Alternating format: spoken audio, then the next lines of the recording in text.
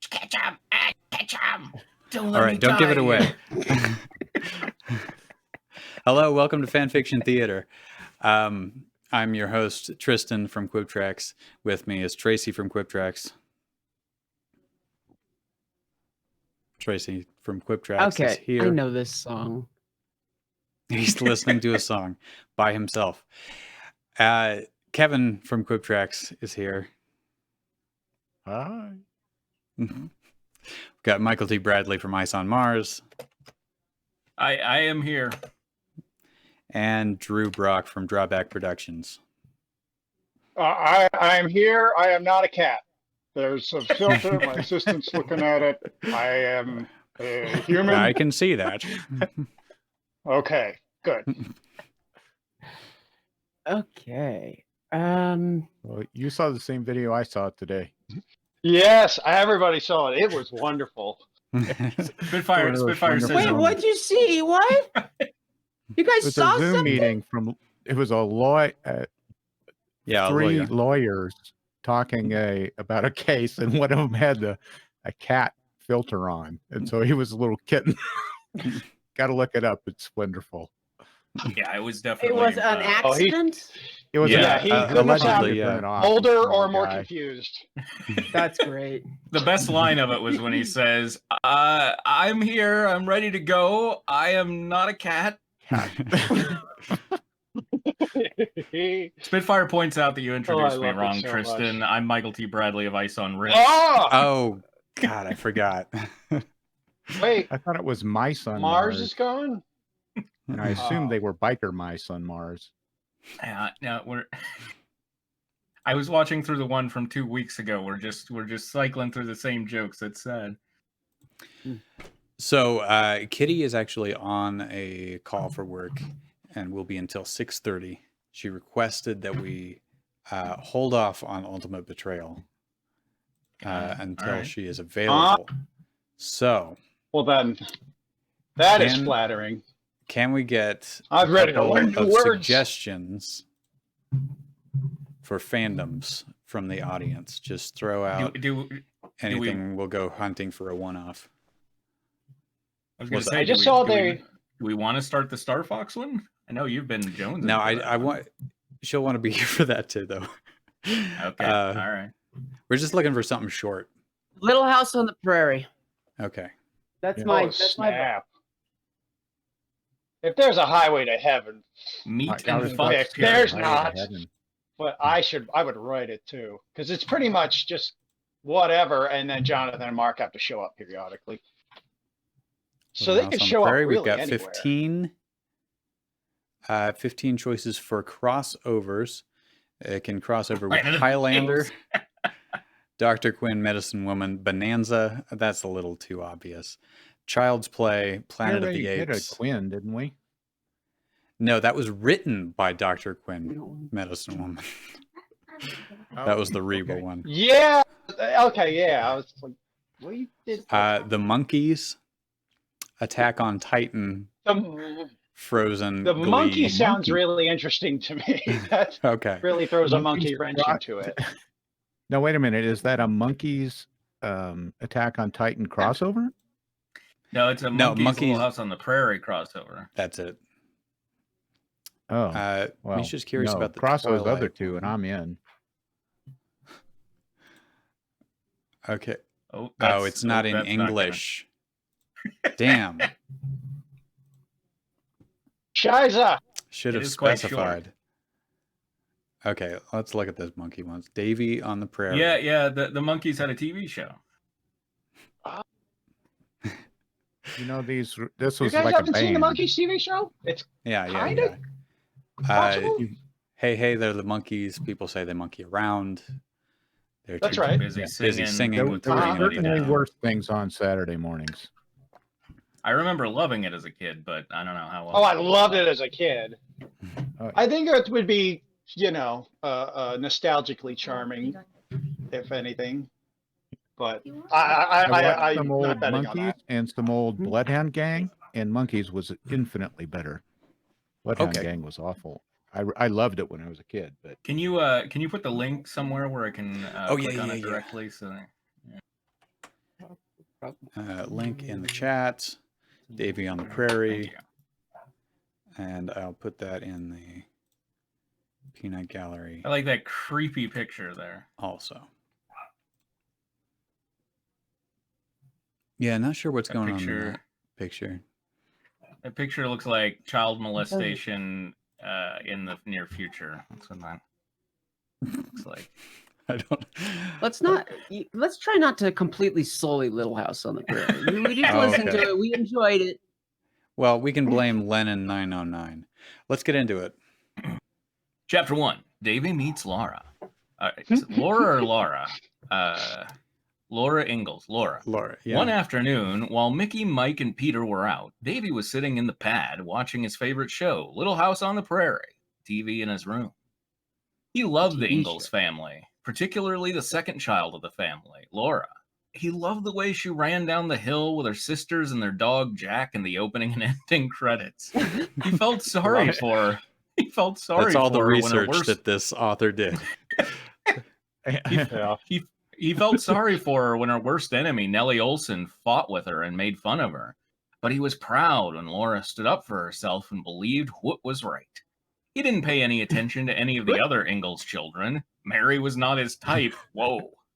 Oh my God! What?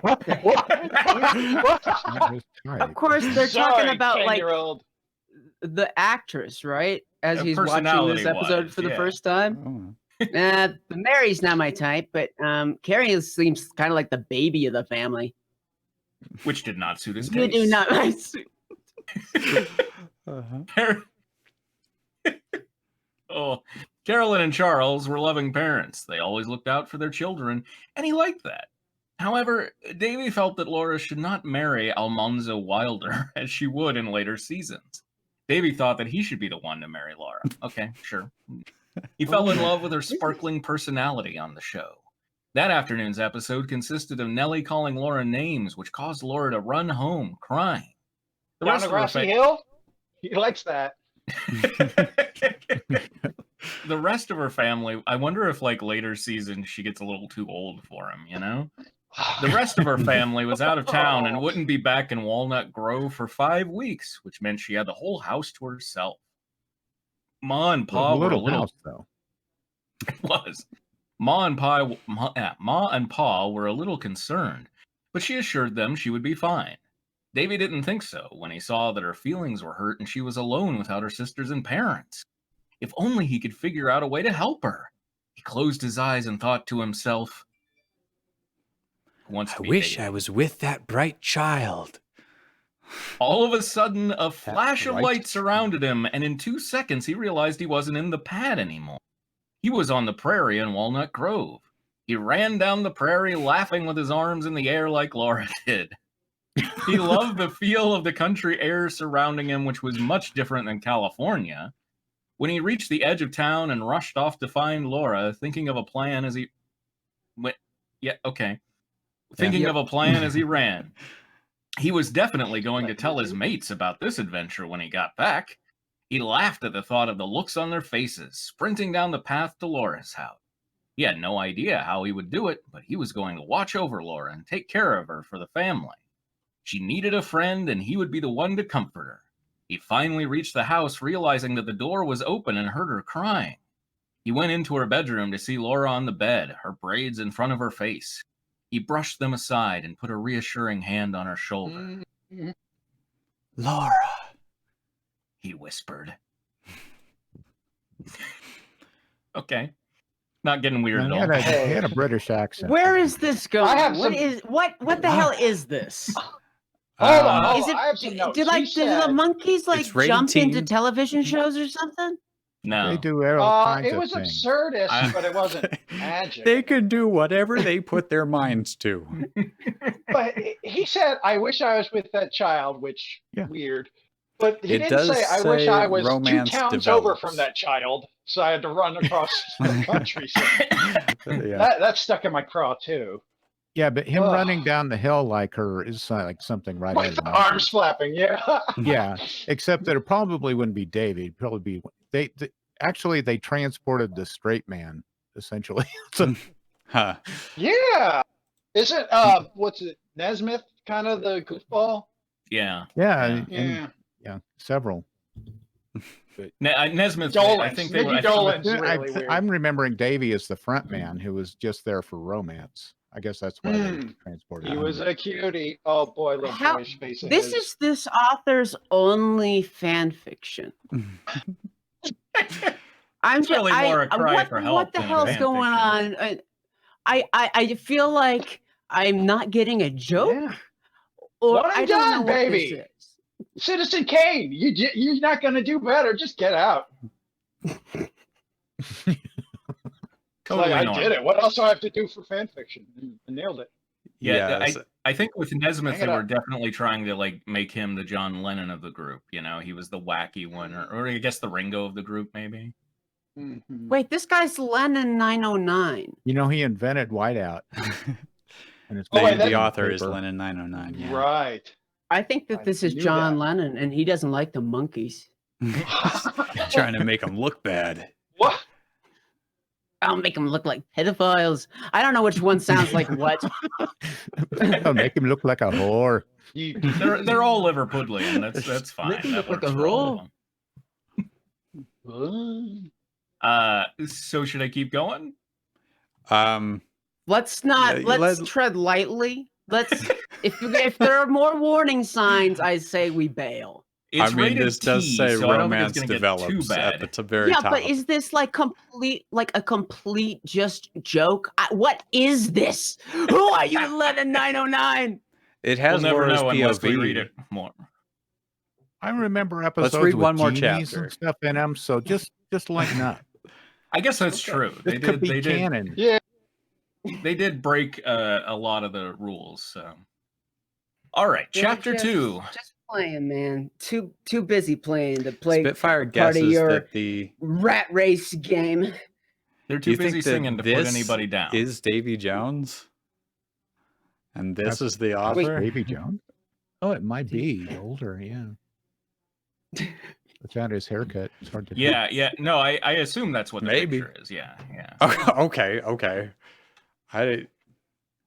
But his name is Davy Jones. But he was the Brit, so keep that in mind when you voice him. Hold on, let me look up images of old, like current Davy Jones. We must know. The Monkees, Davy, current. Yeah, that actually might.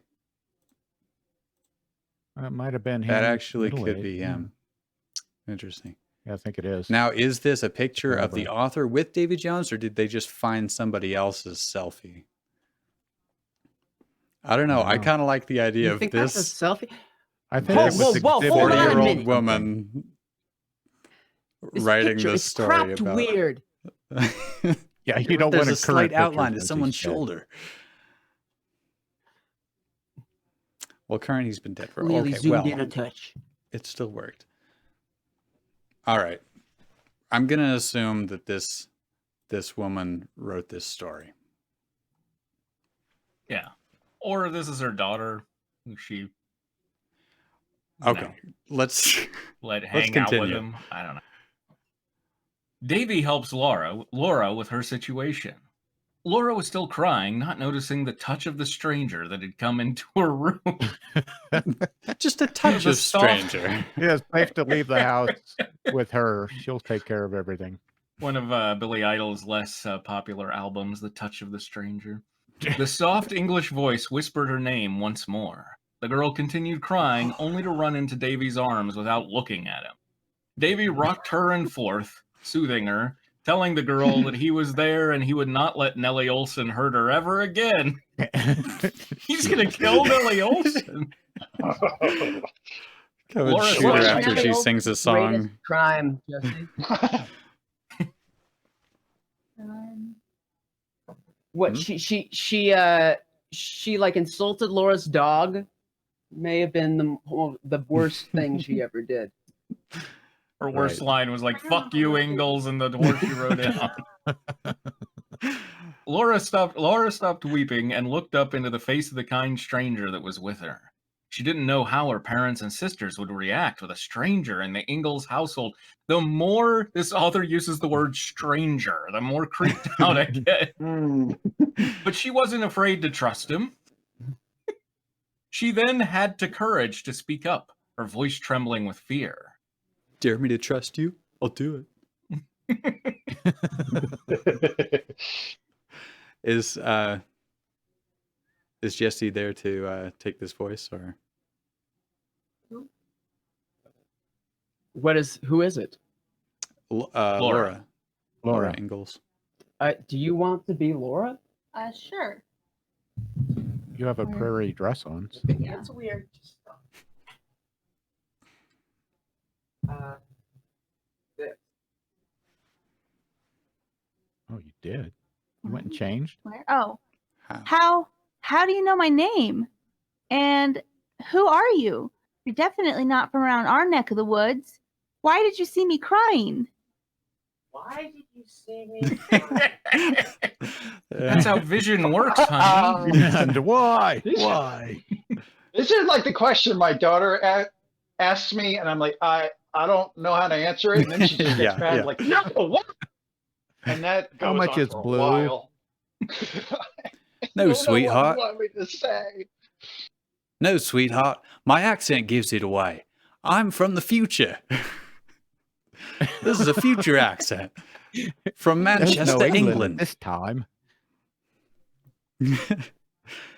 Well, no, Spitfire, we'll get to the Evanescence song. That's in a different... I was watching your show. Now, is she going to understand that? Do you really think this is going to work? Probably not, yeah. I was watching your show from a beach house I share with 3 friends of mine back in California. California, Manchester. This really creepy. It broke me heart to see you crying like that. When that mean Nellie Olson was bullying you. She doesn't deserve to be around you. If she hurts you again, I'll handle her. I'm David, but my friends call me Davy. You shouldn't be all alone in the house by yourself, especially a little girl like you. You could easily get hurt. I could hurt you. No! I'm going to stay here with you until your family gets back.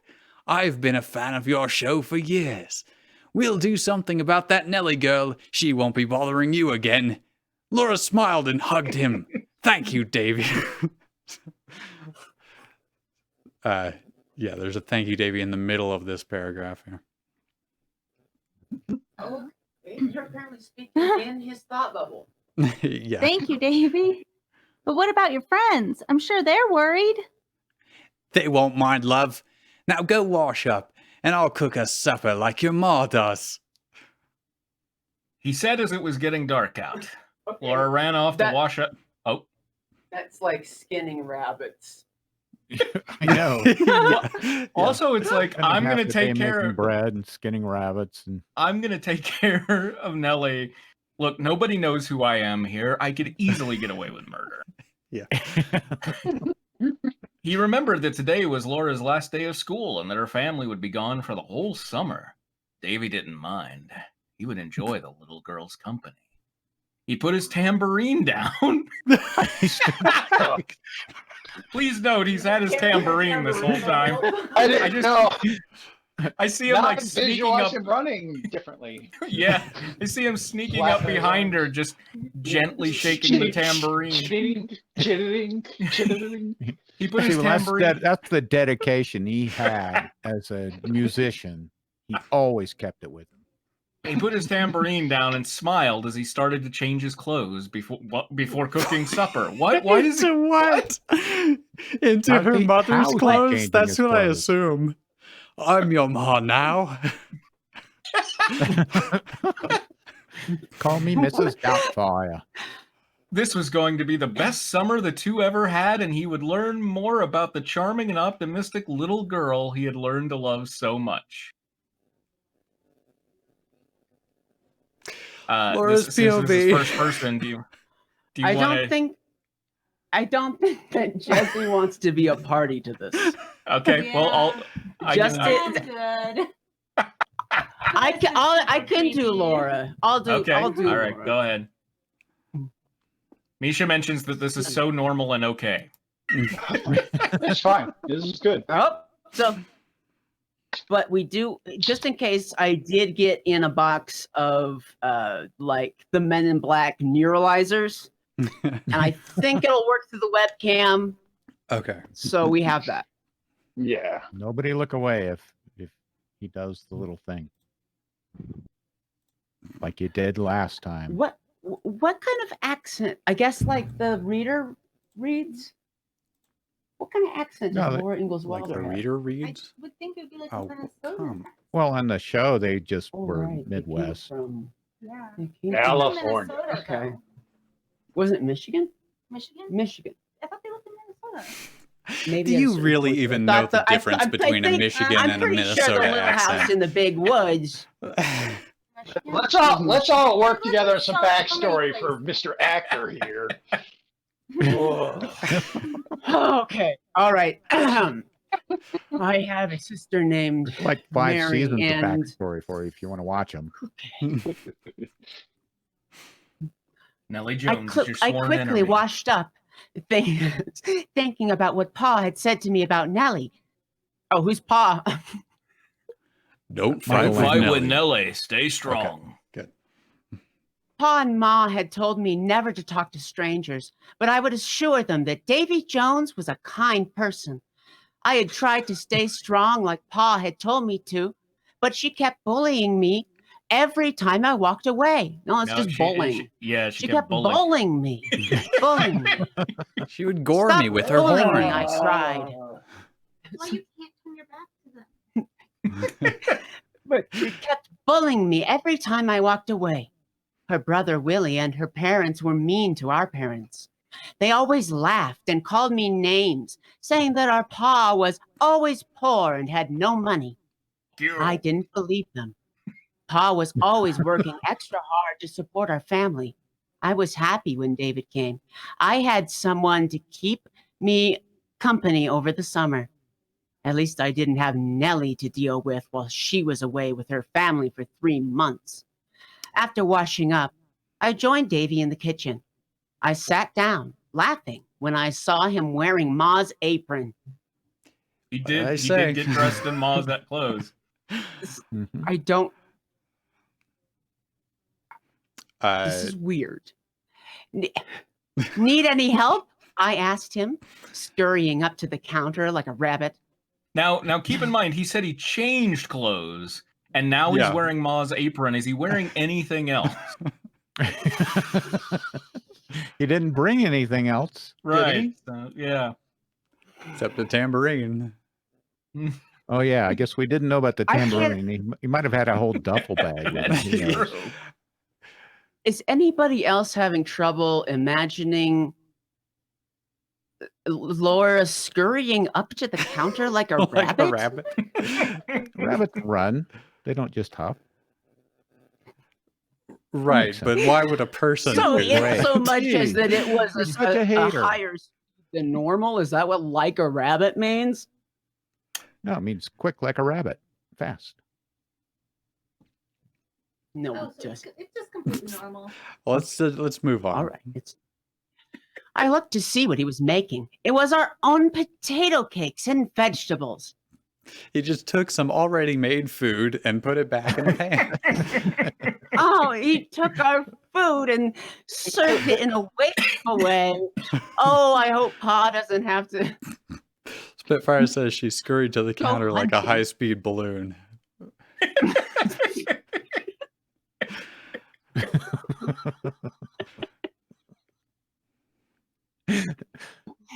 Not a blood-filled one. This is me. I sure could, half pint. He said with a laugh, adopting Pa's nickname for me. I need all the help I can get. You're not cooking it right. You're supposed to do it like this way, I said, telling him the steps to Ma's recipe. We chatted, getting to know each other as we prepared supper. He told me that he was from the year 1966 and was in a band called the Monkees. I laughed. You're not animals. Well, that is... What? She just forgot the end quote there. This is Davy. Okay. Oh, right. Well, that is our name, and it's not spelled like that. Ha ha ha ha ha. What? Oh, okay. It's not spelled like the animal. Yeah. I thought he was sensing how she was spelling how she said the Monkees. Well, I just thought see, this is what I thought was dumb, that she spelled it right. Oh, yeah. Well, it's, you know what? I think what he's probably done here is he's probably just taken like the monkey character and he's put him over one of the darky shows that they went to in the Little House on the Prairie. Oh, jeez. One of the what? The darky shows. I don't know what those are. Oh, you do? Like a minstrel show. It's exactly what it sounds like. Yeah. Really? It's the funny people that come to town and the darkies and their comically big eyes and it was white historical. Lips. So they laughed and that was laughed. on the show? Was that on the show or was it in the books? Yeah. Book. They might not have. No, on the show would be a. They probably cut out the minstrel shows in the show. in the adaptation. Okay. He said, laughing back, he told me the proper way to spell their name. It took me a couple times until I finally got it. Really? I'm going to be a school teacher.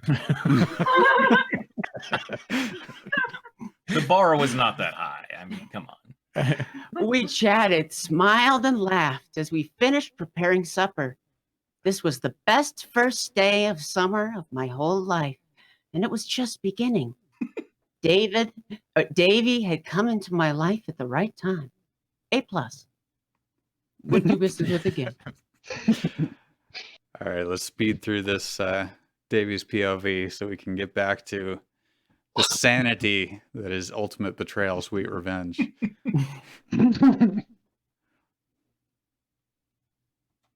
Well, that's you. You're Davy. Yeah, we're just waiting for you. Oh, okay. I guess. Weren't we in Davy's perspective before? It just wasn't first person. No, it was omniscient before. Okay. I keep looking at this optimistic girl next to me as we are preparing supper. I want to introduce her to Mickey, Mike, and Peter so bad. I will find the right time to take her to my world this summer. All we have to do is watch the Monkees TV program on her TV, and we should be transported right back. Oh God, I've never wanted to go back this far before. What have I done? She could use some company while her family is away, and I would keep her away from that Nellie Olson who keeps bullying her. Laura is the one for me, not Almanzo. I wanted to think of a way of how I could... Laura, he doesn't want to marry Almanzo. Is the one for you? Originally, I came back here with the intention to marry Almanzo, but now I'm like, this makes much more sense. I wanted to think of a way how I would keep her safe from Nellie and her family. Okay, now you're getting a little... I'll keep you safe from your family. And to make her my girlfriend. But that would have to wait. For now, it was just Laura and I. She had the exact same smile that her pa had, which also reminded me of when I was her age. I was going to have many wonderful, treasured times with Laura. This was going to be the best experience of our lives. We both didn't know what was in store for us. Now we're just switching back to an omniscient point of view for the last half of the last sentence. Okay, well, let's not. Let's not do chapter 3. Nope. There's only one more, and I feel like it's the Prestige, and we should see it out. Okay, yeah. Chapter 3.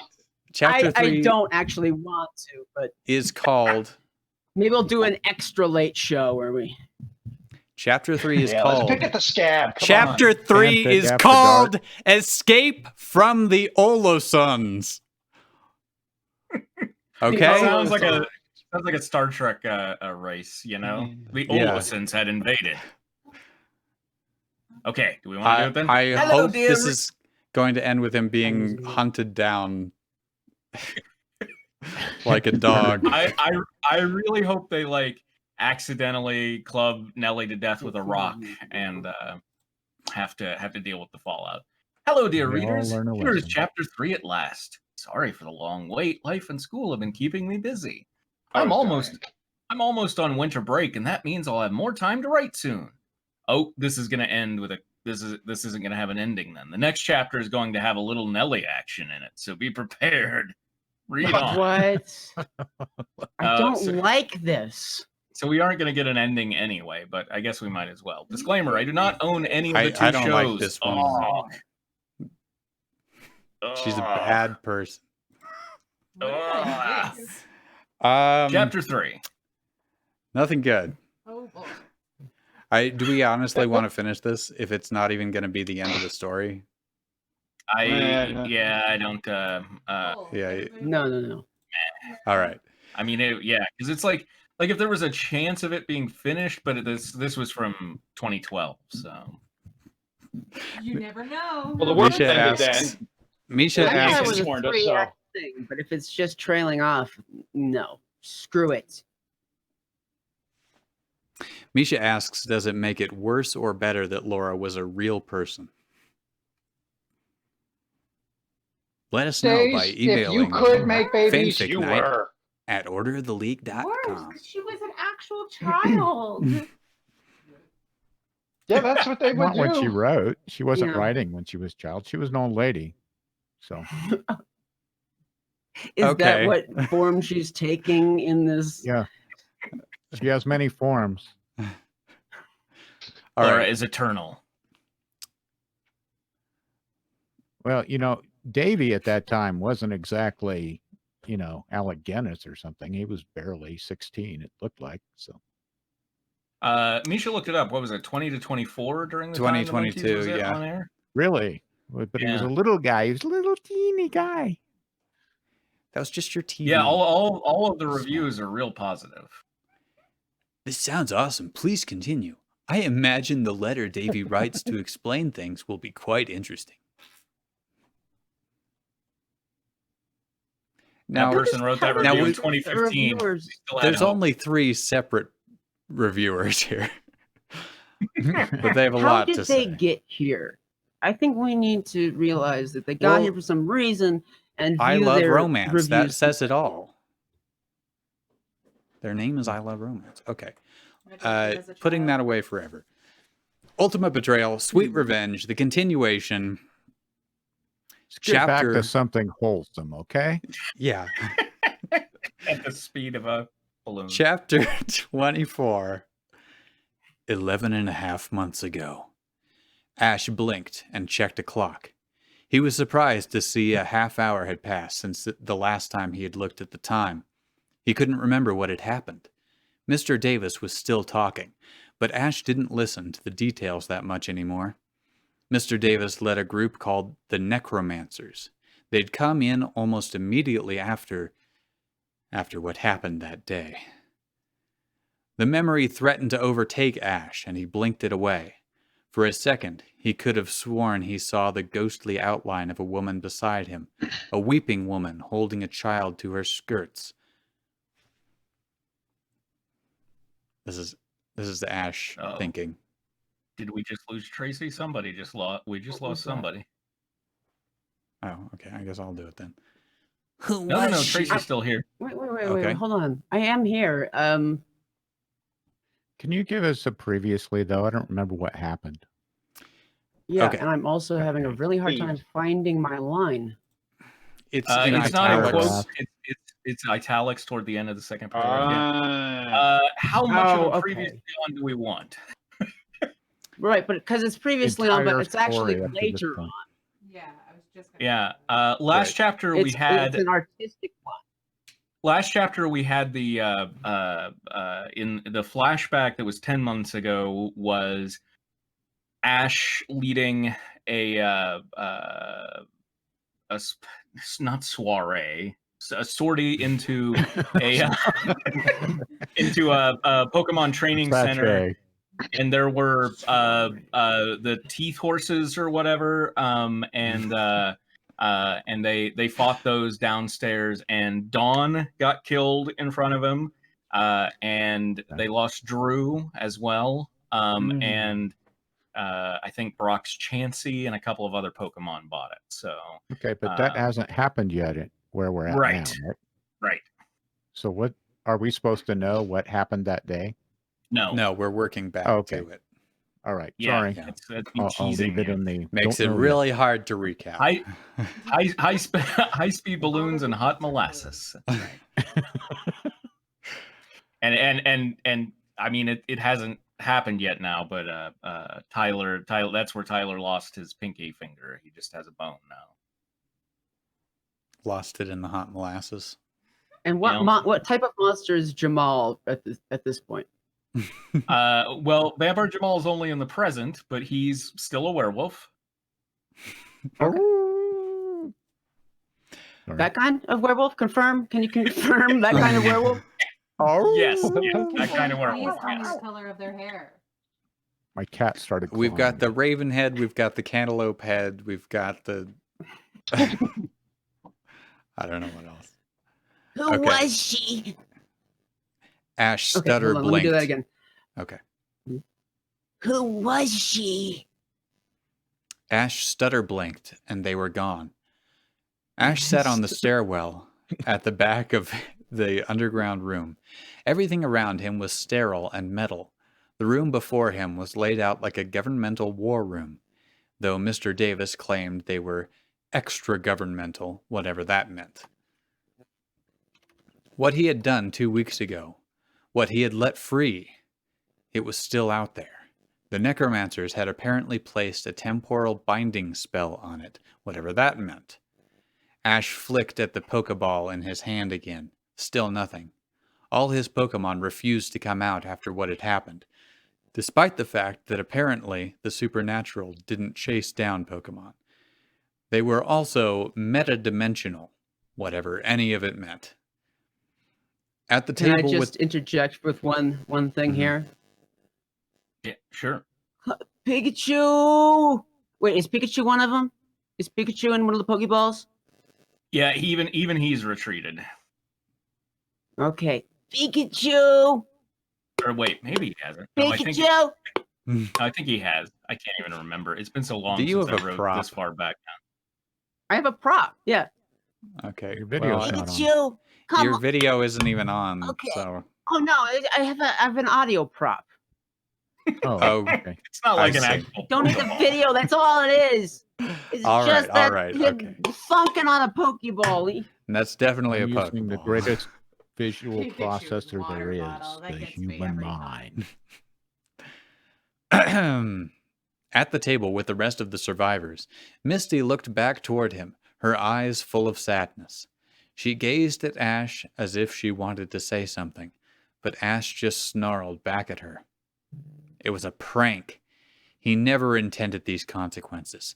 She was one of the betrayers. Screw her and her anxiety and her sleepless nights and her attempts to reach out and... Ash rubbed his eyes with his free hand, then ran the hand down his face, staring at the Pokeball again. Tap, tap, click. Nothing. Mr. Davis was familiarizing them with the monsters that were out there. Vampires, Baku, the usual shit.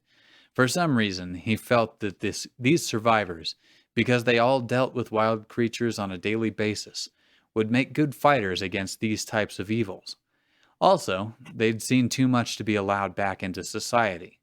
Better a slim chance at life than no chance at all, Ash supposed. Mr. Davis even had a name for them, the Shadow Pokemon Corps. Ash rolled his eyes just thinking about it. Could this really be his life now? Oh, that's really intrusive. Every time he thinks about it, he rolls his eyes. That's one way to stick in people's memory as a corporation. Yeah. Could this really be his life now?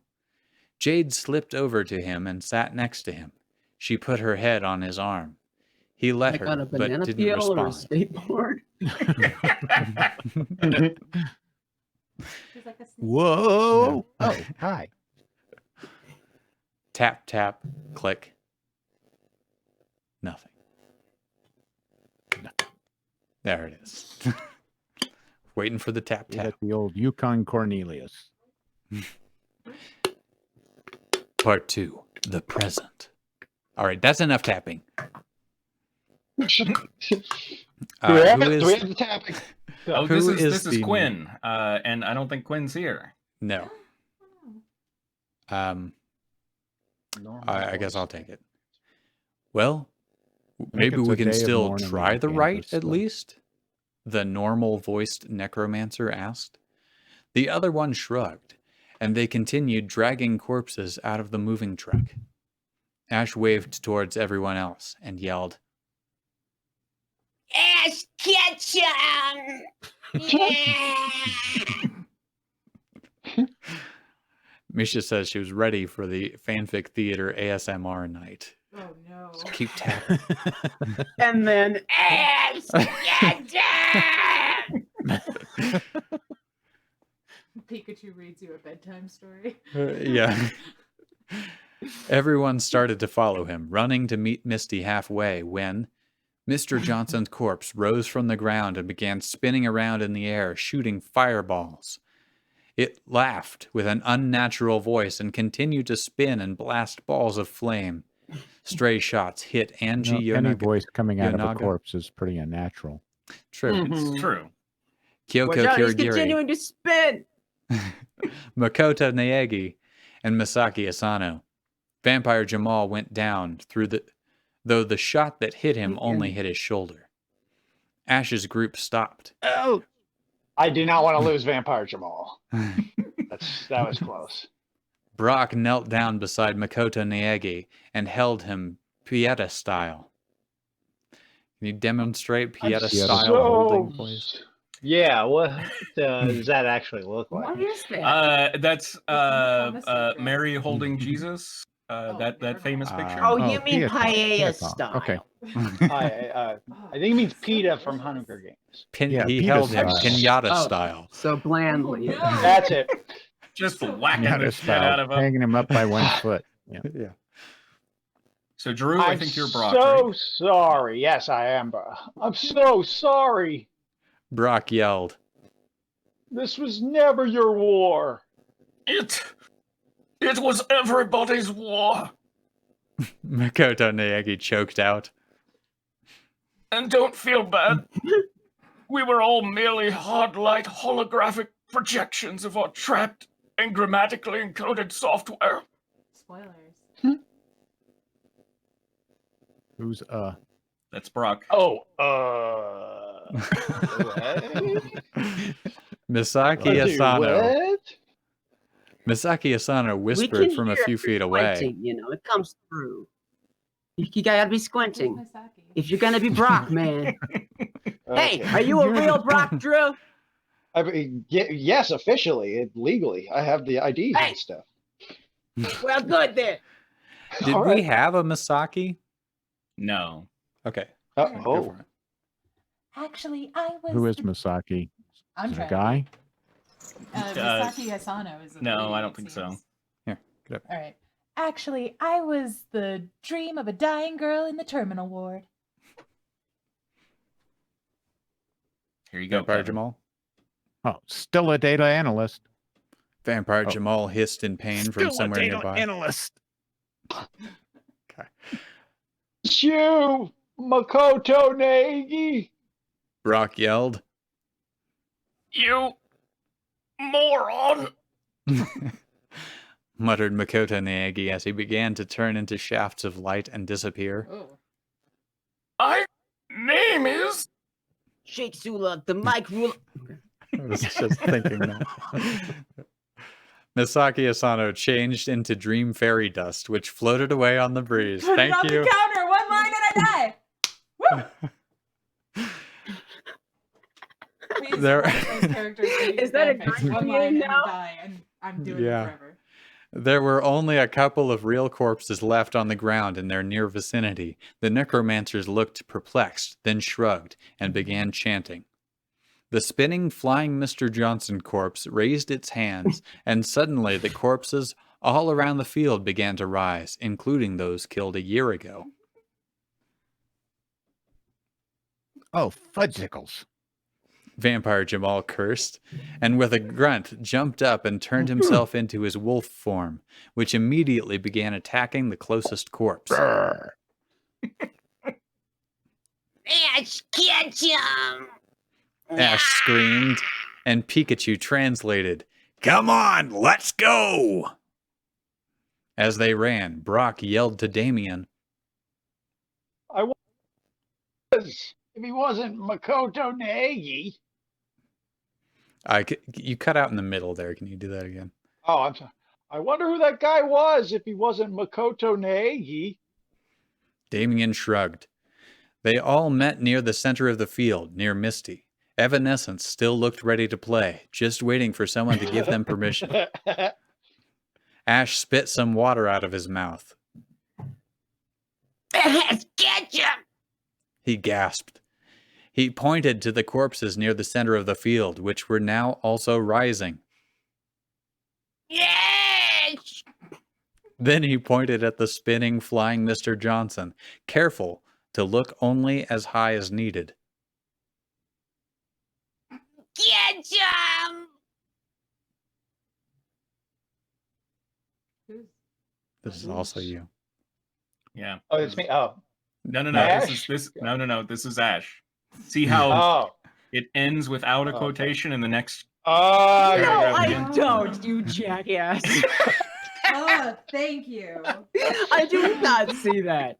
That was a very Tony. I thought that it was some like quip, like Ash Ketchum, like Han Solo would do with Chewbacca in some kind of bad prequel.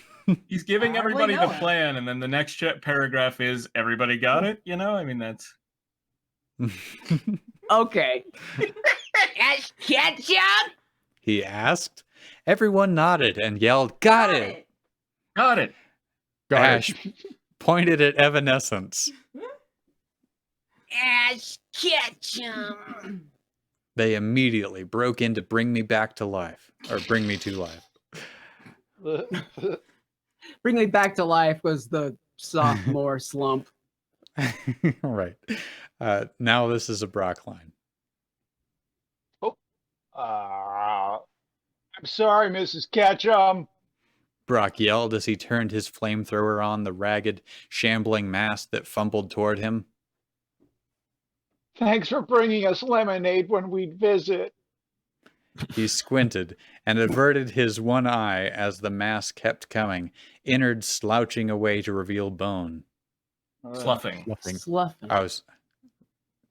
Innards sloughing away to reveal bone. There. Oh, that reminds me, Dad, are you bringing the sloughing on Thursday? There's the sound of meat sliding off of meat or whatever. Fine. Did I say slouching? What did I say? Okay. Yeah. Whatever. Yeah. Misty conducted all the Pokemon. Spitfire says, "My innards are always slouching." I hear you.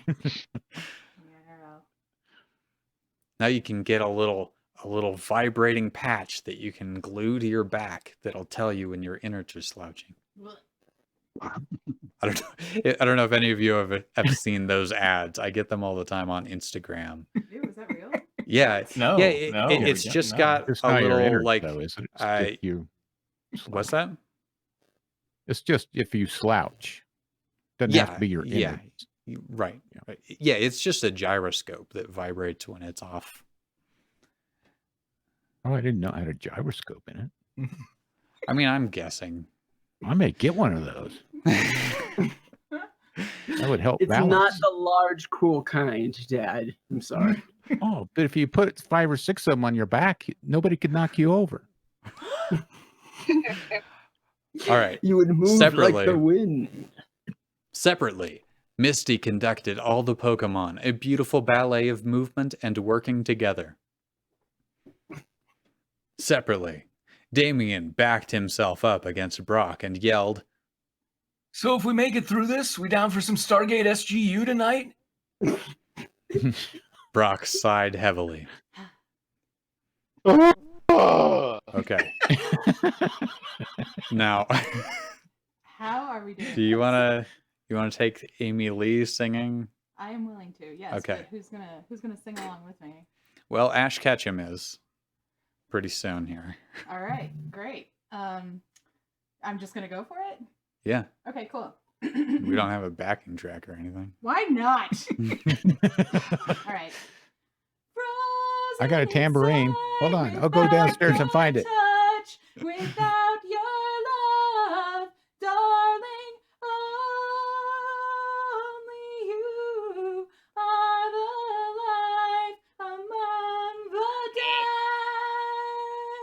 And then this is another person, but he goes in the song. He goes, all of this time, I can't believe I couldn't see, kept in the dark, but you were there in front of me. Okay, perfect. Thank you. Ash sang along to the song as it played. Ash Ketchum. I assume it's supposed to be Ash Ketchum, right? Ash Ketchum. Ash Ketchum. Ash Ketchum. Beautiful. Inside his jacket, the sketchbook felt warm against his skin. A deep rumbling voice sang along to the next bit, sounding like mountains forming fast enough so that evolution itself could be heard. It was an unnatural, painful voice. This is still bring me to life. I've been sleeping 1,000 years. I've got to open my eyes to everything. Ash waved Togekiss over to grab hold of him. He sheathed his swords, then got a ride on Togekiss to meet the Mr. Johnson creature in the air.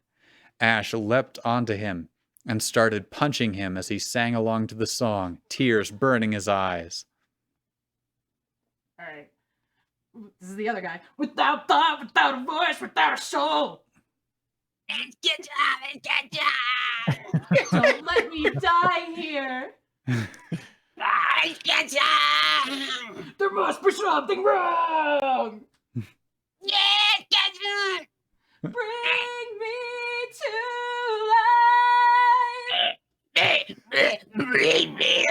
life. All right. Just learning how to speak from scratch. Yeah. Bring me to life. That's right. On the last line of the stanza, Ash's voice returned to his own, and he sang with Amy Lee. Yeah. So this is Mr. Johnson. Yeah. Oh, I was. Yeah. I would think I was Mr. Johnson. No, it's true. I'm some guy though, right? You're the other one. Okay. Oh, my Lord. Yes. Mr. Johnson, played by Vin Diesel. Vin Diesel, that's right. I pulled him in. I invoked Mr. D's. Is that are you setting up for a Never mind. I was waiting for it, yeah. I'm waiting. You still have time. What? Nope. I'm not doing it. Okay. All right. Okay. Thought you were setting up to promote D's wear. Anyway. Yelled the meat sack, formerly known as Mr. Johnson, and they began to fall. Ash held on to Mr. Johnson with his left hand and used his right to pull the sketch pad out from under his jacket. Spitfire says the necromancers are about family.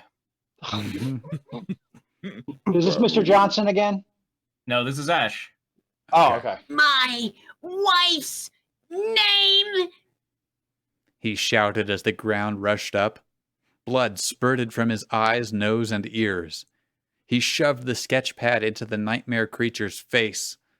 Mr. Johnson stared up at the stick figure on the page, with lines for hair and circles for breasts. And now, so here, if at this time, and I was trying to get this ready in the background here.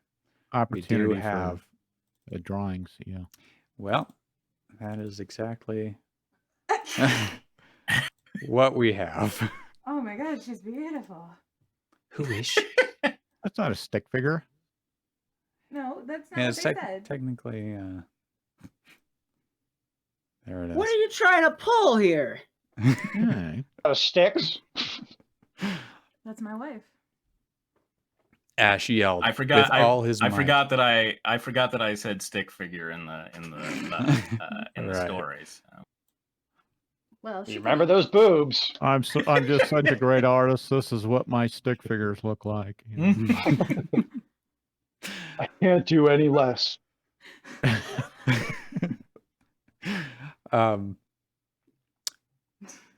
Ash yelled with all his might as they hit the ground. It's Serena!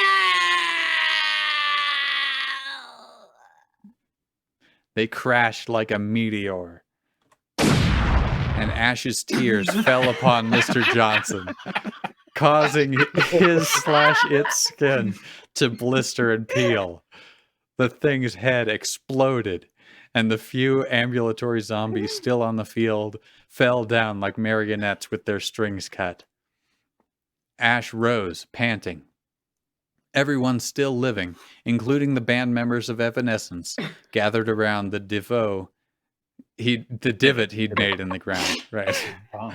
I assumed it would be fancier.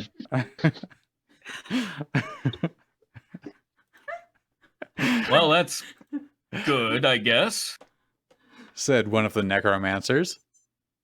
But now we have no dead bodies to power the banishment spell. Any ideas? Ash took one last deep breath before looking up at him. He expelled the air in his lungs. Yes. Wow. We want to finish this sucker off? Question. Yeah. Why was blood spurting from Ash's eyes, nose, and ears? If you notice, every time before when Ash thinks about his anime, wife, that means he's aroused. every nose, yeah, okay. Every time that he's thought about his wife before, he has it's been like a psychic attack and blood shoots out of his head and he gets really but it cleared up out. so that tears could fall on him. So okay. Well, it's just kind of both, you know. It's like it's just a lot of fluids from a lot of places. Right. So what percentage of blood to tear would you say? It depends on the situation, you know? By volume. If he knew, he would have put it in his story. He's a hat. Did you like how artsy I went with the little drawing of his wife where the blood was on the page to show? Oh yeah. Oh, yeah. I liked your fancy words like yes. We learned a lot of new words, as we always do. Devoe and slouching innards. But do we want to finish it off, or is it like really short? I think if you don't have to look up at least one word during any book, you're reading below your level. So I just feel a little bit bad finishing it with Quinn absent this week. Oh, true. Okay, fair enough. I'm also really itching to get to this Star Fox one. Sure. Yay! Do we not have a Steve Plank? No, because Quinn's sad, I guess. That's his baby. Okay. Here we go. Star Fox. What was Bubbles a hamster or a gerbil? Remind me of that. Gerbil. Bubbles is a Nibbles.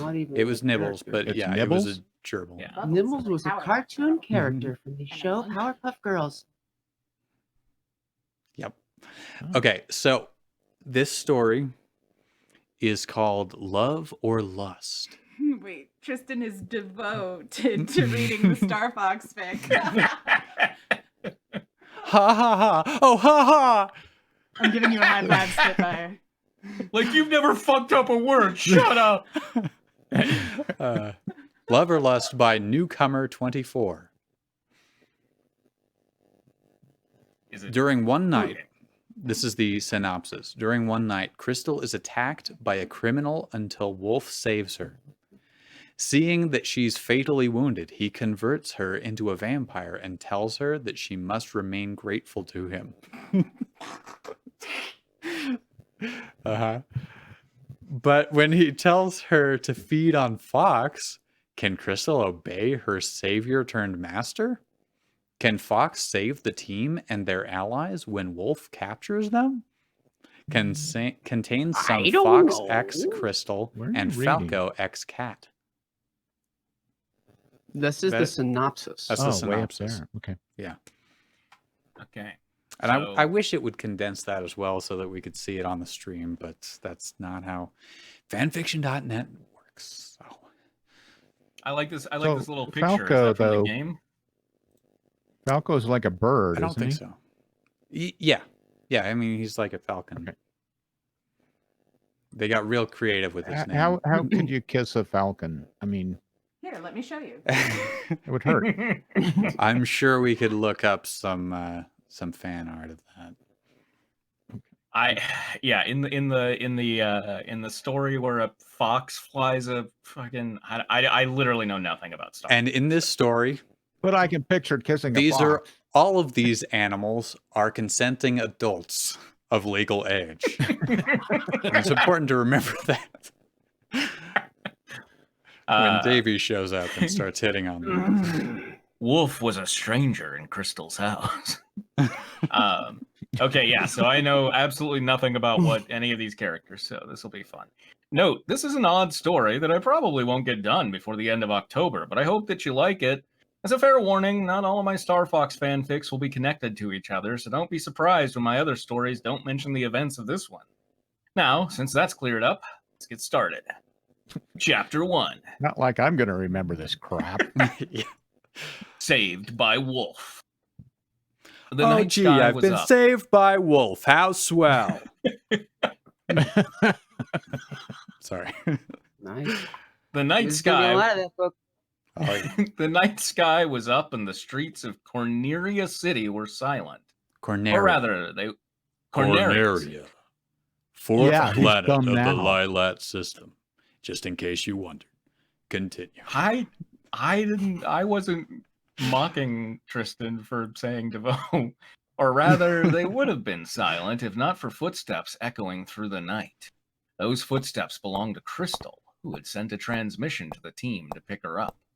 Earlier in the day, she had been lowered down to Corneria in order to fight some gangsters who had stolen some art from the museum. When the fight was over, the Cornerian army retreated. What's that? They're always doing that. Yeah. Is somebody riding a horse in the background? No, I have footstep. I had that one saved. Since the beginning, since I made this soundboard, I was like, I'm going to put that there for this fan fiction. Got it. It's It's silent weird if not for because footsteps. Normally I can't hear your soundboard effects, but tonight I can. Yeah, I fixed it. When the fight was over, the Cornerian army retrieved the art and gave Crystal her reward. It was just a part of her job, so she didn't mind. Why would she mind getting a reward normally? Yeah.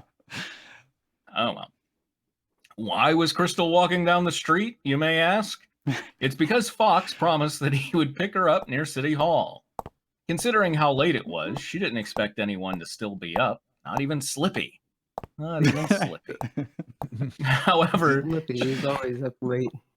She sensed that Slippy did a lot of meth. However, she sensed that someone was behind her.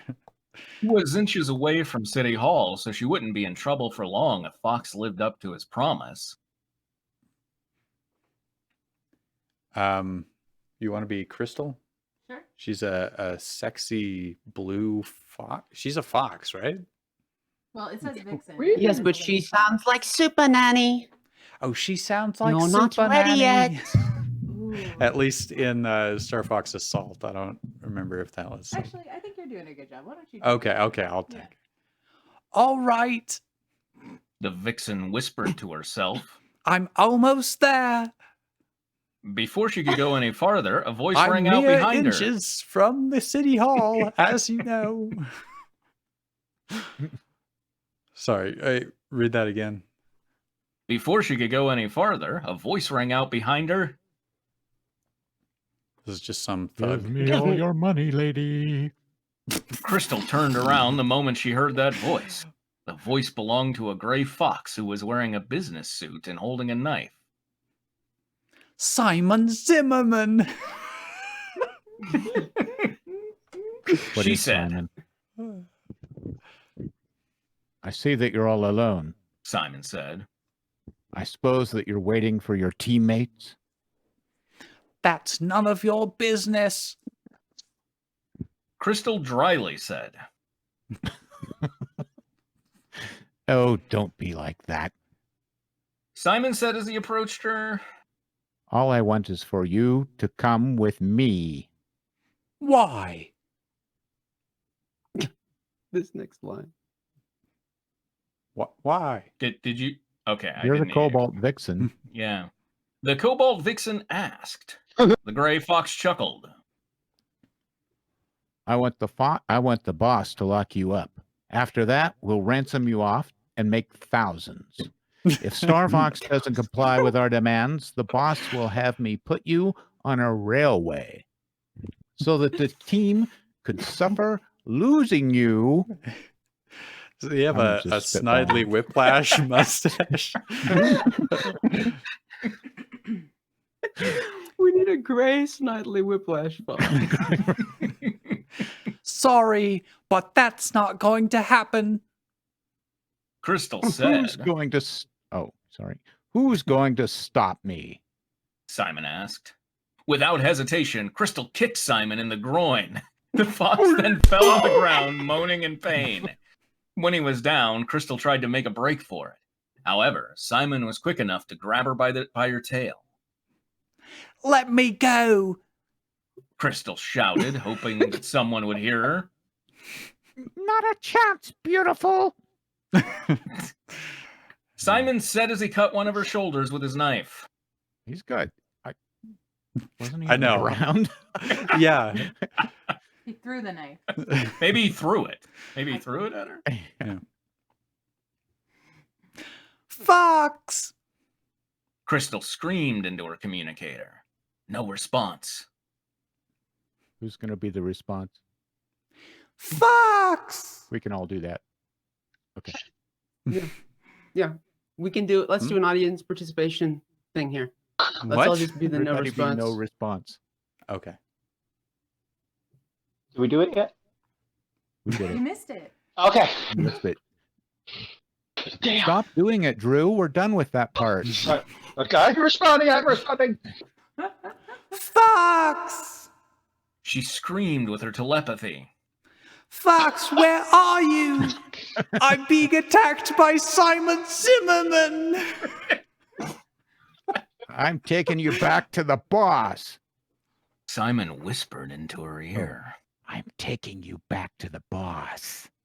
Simon whispered into her ear. No! Crystal cried. You don't have a say in this, Body Mead. The Is gray that her fox name? whispered. I don't know. Crystal Bottomede? Body mead? I don't know. Bodimiad. Bodimiad? Yeah. Sure. I just looked it up on stupid crap wiki and it said it's Bodimiad. Okay. You don't have a say in this, Bodimiad. The gray That sounds like an fox insult. whispered. I'm taking you back to Fox! Hermione. Please respond. The vixen whimpered as she used her telepathy. If you can't hear me, then you should have gotten my transmissions. Oh, if Slippy hasn't fixed the communicators, I'm gonna... Sorry, I went over to check the chat and I totally lost the friggin'... Oh, it's right. It's Love or Lust. Okay. Oh, it's not even me. All right. Wolf. This is Wolf O'Donnell. Tracy, can you do Wolf? Is it what's Wolf. going on here? What? Mm-hmm. Yeah. Okay. Yeah. Mhm. What's Save going it, on? Zimmerman. Oh, I'm sorry. Grab it up your ass, Simon Zimmerman. A familiar voice rang out. Placing Crystal in a headlock, Simon turned around and saw a familiar, one-eyed, gray wolf. Wolf? Wolf? Crystal You must said. be going too loud with this. Yeah, I guess. Crystal said as she tried to tend to her wound. Wolf O'Donnell. She's tending to her wound. Simon smiled with admiration. It's a bold move to like get cut in the middle of a mugging and like get out a first aid kit and try to patch it up. No, she's a fox. She's just licking it. Yeah. I'm trying to put him up on a gurney. There's a bunch of people like bringing in equipment. No, stop. But I've still got her in a headlock. Did we do save it? Yeah, Zimmerman? I think it's Is my that what line, we're- right? Okay. Yeah. Yeah. Save it, Zimmerman. Wolf coldly stated. I'm just here to collect the bounty on your head. Then I guess you don't mind shooting her, too? The gray fox said as he looked at his hostage. Wolf, please just leave. Crystal said. I'm being I'm not mugged here. Butt out. I'm not. Well, Oh, Crystal said Wolf just leave? Yeah. I'm confused. Okay. I'm not leaving just yet, young lady. I mean, I guess she knows he's a vampire and he'll go into a blood frenzy. That's from the synopsis. That's what I'm guessing. Wolf said. She has a point, O'Donnell. Simon sneered. I mean, how bad do you want the bounty on me? After a few seconds, Wolf took out his blaster and said, This much. I like to imagine he's like showing his disdain. He's like, this much.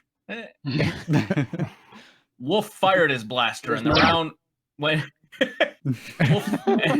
went through both Crystal and Simon. From there, Simon Zimmerman's life ended with him screaming as he disintegrated into nothingness. It was there. So much for Simon Zimmerman. I know. It really felt like an Remove the integral part of hostage. this story. Yeah, that's what I was thinking too. Very Speed. Wolf had just been watching Speed and like getting coked up. Before Crystal could fall to the ground, Wolf caught her in his arms. Is Fox going to retrieve you? Wolf asked. I sent a transmission to the team. Crystal moaned as she struggled to stay alive. Fox told me that the Great Fox's communicator is broken. Wolf put his hand on the vixen's chin. It would seem that it hasn't been fixed yet. Slippy didn't. Crystal tried to speak.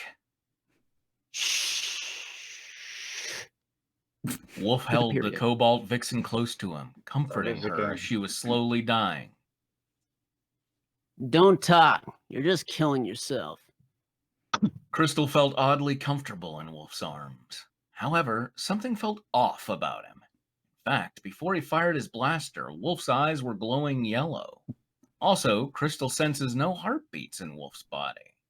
That was when she remembered reading about how several members of the Cornerian army were found drained of blood with holes in their necks. Yeah. So Spitfire notes. I remember reading about something. Spitfire notes the laser zapped through her but disintegrated Simon Zimmerman. Yeah, what is up with Right. that? Yeah. Did it go through It's like one of those Beams have dum-dum guts lasers. on them, they become Fans. explosive. Yeah. And Well, it's also not a great I don't strategy think for Wolf, because what's he going to turn in for the bounty? That's true, yeah. She was acting as a silencer. He's running around trying to like jar his. Damn it! No. Well, that supports my theory that he was being dismissive because he's like, this much, I'm going to kill you with a disruptor laser that's going to make you nothing but a pile of ash. That's how much I care. I mean, like, meh. Well, you didn't know that till he was gone and couldn't absorb the meaning of it. It was a completely worthless gesture on Wolf's part. Spitfire asks, is this where Michael got the inspiration for a guy named Vampire to be a werewolf? No. Well, They stole it from him. That would make sense if time is going backwards. It is in Da, his da, story. In his story, it is. Yeah. So which direction is it really going? I have no idea where we are in the story. Some Cornerian soldiers, this is Crystal, okay. that's you. Okay. Some Cornerian soldiers were found dead last week. Crystal moaned. Was that your doing? Not to toot my own horn, but yes. No. Wolf answered. Are you a... The vixen tried to ask. Say it. Oh, whoa. What kind of vixen? Cobalt? Oh, yeah. Is it with a cobalt vixen? Is it? Yeah, look, please, dear, it's a cobalt vixen. They say that they're native to space. Did somebody say that I know what you're going to ask, Lynn? No. The lupine mercenary, please. Yes, okay. I know what you're going to ask. The lupine mercenary looked at her. So I can't answer you since you already know the answer. So is that a rule? I didn't know that. Sorry. That's how answers work. Everybody knows. Academy rules. Don't answer him. You know the rules. If you're a wolf, you have to tell me. I can't have Andros breathing down my neck. Please help me. Crystal pleaded as tears started to form in her eyes. What do you mean? Wolf asked, pretending not to know. I'm dying. Do something. The vixen could barely speak. Wolf simply let out a chuckle and said, Very well then, close your eyes. Crystal did as she was told, shutting off her vision. She could feel a gust of Wolf's breath around her. Wait, you actually tried it. Did it work? She could feel That's what fox eyelids are for. It's never mind. I fumbled shuts off their vision. She could feel a gust of Wolf's breath around her neck. All the way around? That's okay. all of a sudden, the Cobalt Vixen felt something sharp and pointed enter the left side of her neck. Still better written. Not only sharp, but pointed. Still better written than the vampire interview with the vampire scene. Then, after that, the sharp object pulled out. The pain from having that happen made her scream in pain. So he has one fang? I guess so. Great turn of phrase. Don't. Oh, I wish that didn't happen. It's so funny to me. I'm sorry. Don't worry, Wolf told her. It hurts for a little bit, but you'll start to feel nice.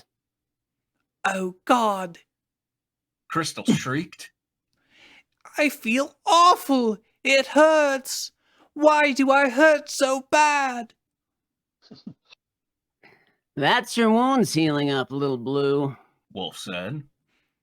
And your heart is stopping. After that, you'll feel nothing but hunger. You're welcome. What else? And I got snacks. Crystal asked. Don't you understand nothing but hunger? What do you mean, what else? What else? It's all hunger. It's, to put it bluntly, you owe me for this and for what happened at Sargasso. Sargasso. Misha says, whenever I scream in pain, it's because of the pain. Wolf smiled.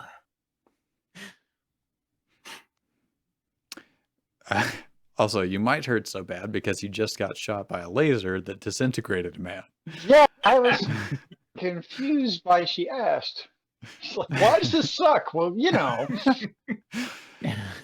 You're supposed to. I was just doing my job at the time. Crystal whimpered, the pain still present in her neck. So I wouldn't mind a gift. Roll call. Say that again? I said, so I wouldn't mind a gift for it. Since I was just doing it was a callback to the beginning.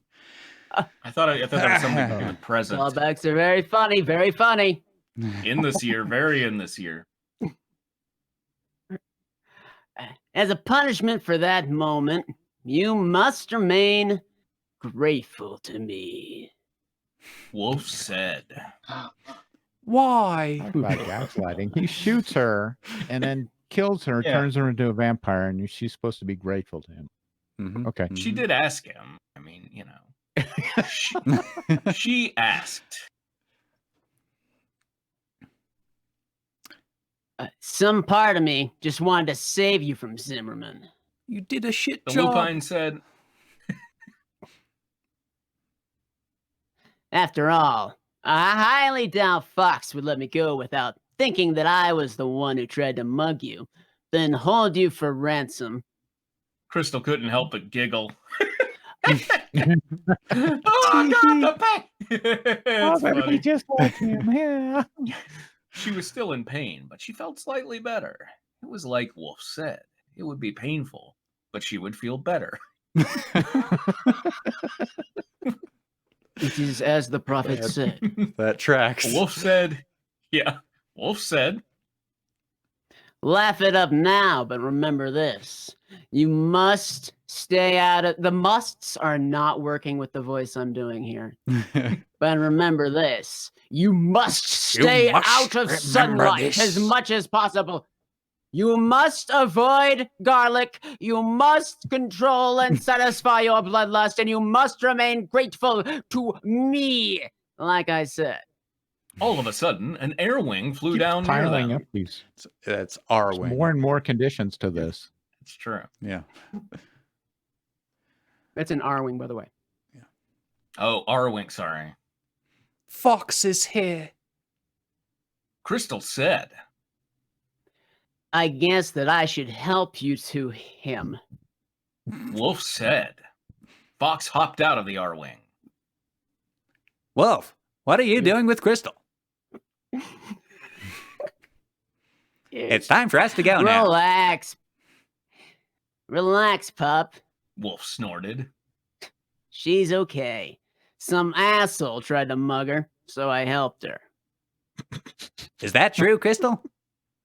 Fox looked at her. Yes. The Cobalt Vixen nodded.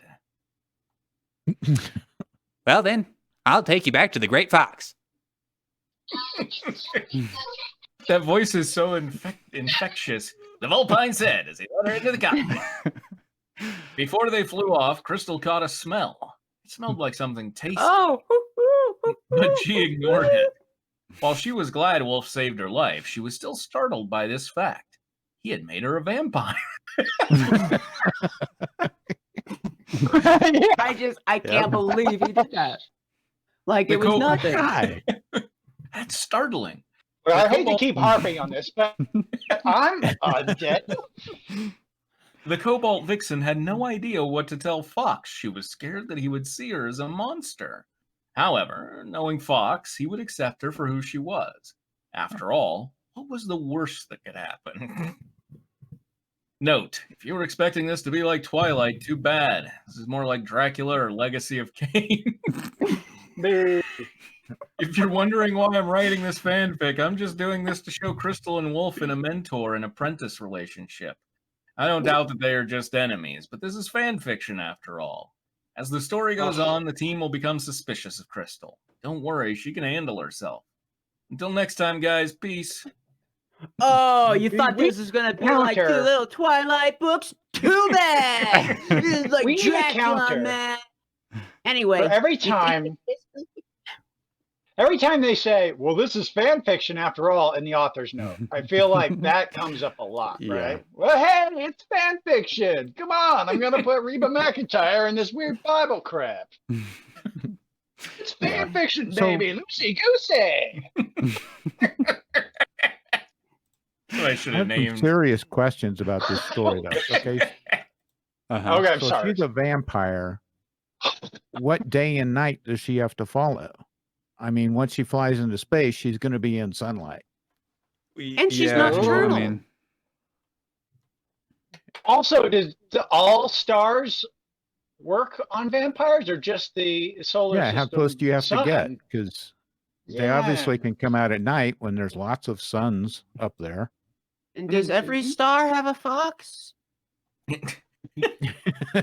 He does say you want to avoid daylight as much as possible, so it doesn't sound like it kills them.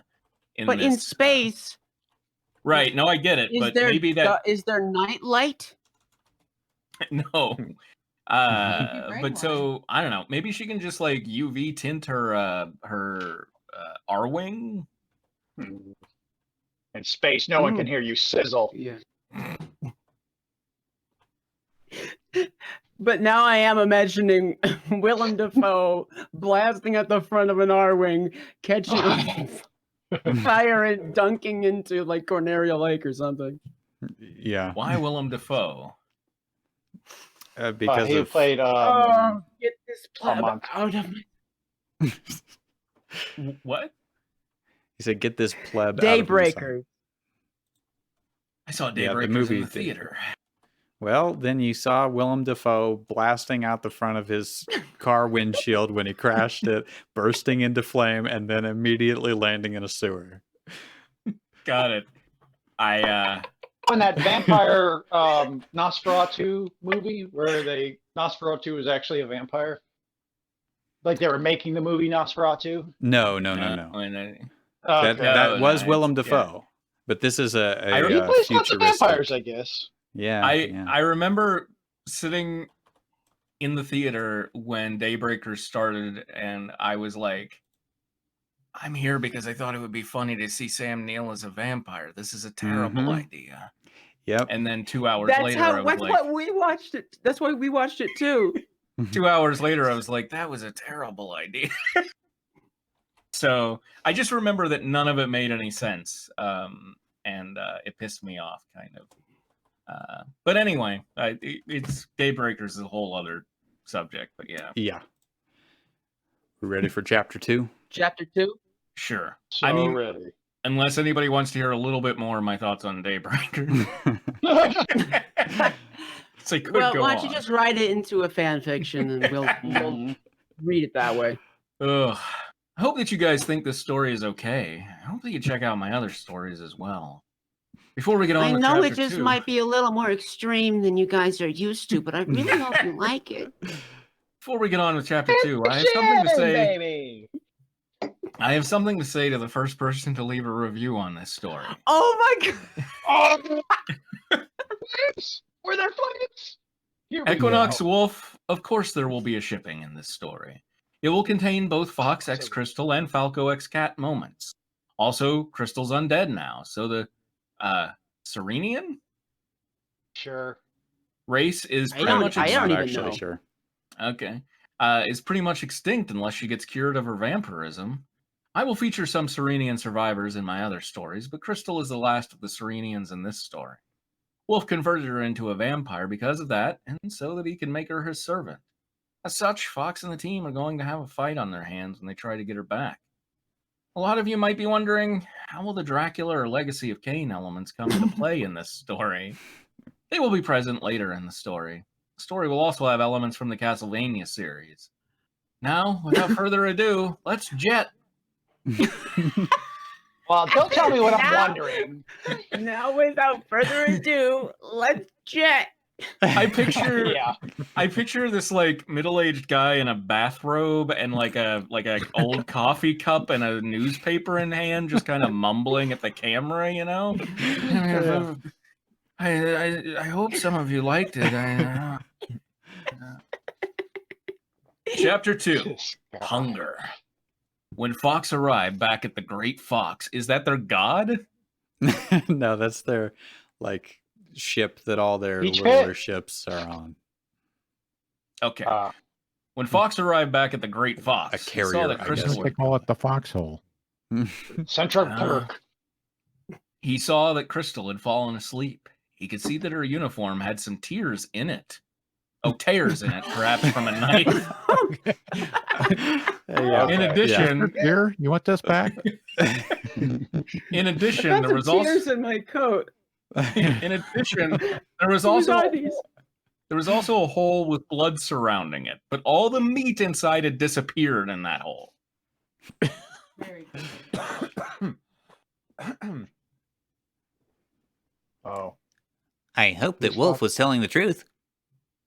Fox thought to himself. Crystal yawned as she woke up, rubbing her eyes open. She's got to rub them open? I do that once, but I had poison ivy in my eyes. Like, I woke up the next morning, I'm just like, why are my eyes not opening? It was You don't want to do it. Yeah, God. That sucked. Anyway. Hey, Crystal. Fox asked. Have you got a moment? Sure. Her estuary English accent filled his ears. Is that what that is? What is that? Estuary English? I like. Are you from the future or something? Me mates live in California. What really happened out there? Fox asked. The Cobalt Vixen looked at herself, acknowledging what she was now. So, in Peanut Gallery, Misha posted a picture saying she's more, what was it, violet or whatever than cobalt, but I'm like, just blue, indigo, any other word. Like, why cobalt words? Yeah. Estuary English is a real thing. It's an English accent associated with the area along the River Thames. Interesting. There's so many English I learned accents. something from this fanfic. Bravo. Okay. How accurate do you think Cheerio. this is then? Is that where listen to what her actual accent is? Because that's weird. Is that this person lived in England? Yeah. Is that the area where every video game is made then? Because it's like every video game had, like from Witcher to Deliverance or whatever, they all have that kind of weird old-timey British accent that doesn't sound like anything real.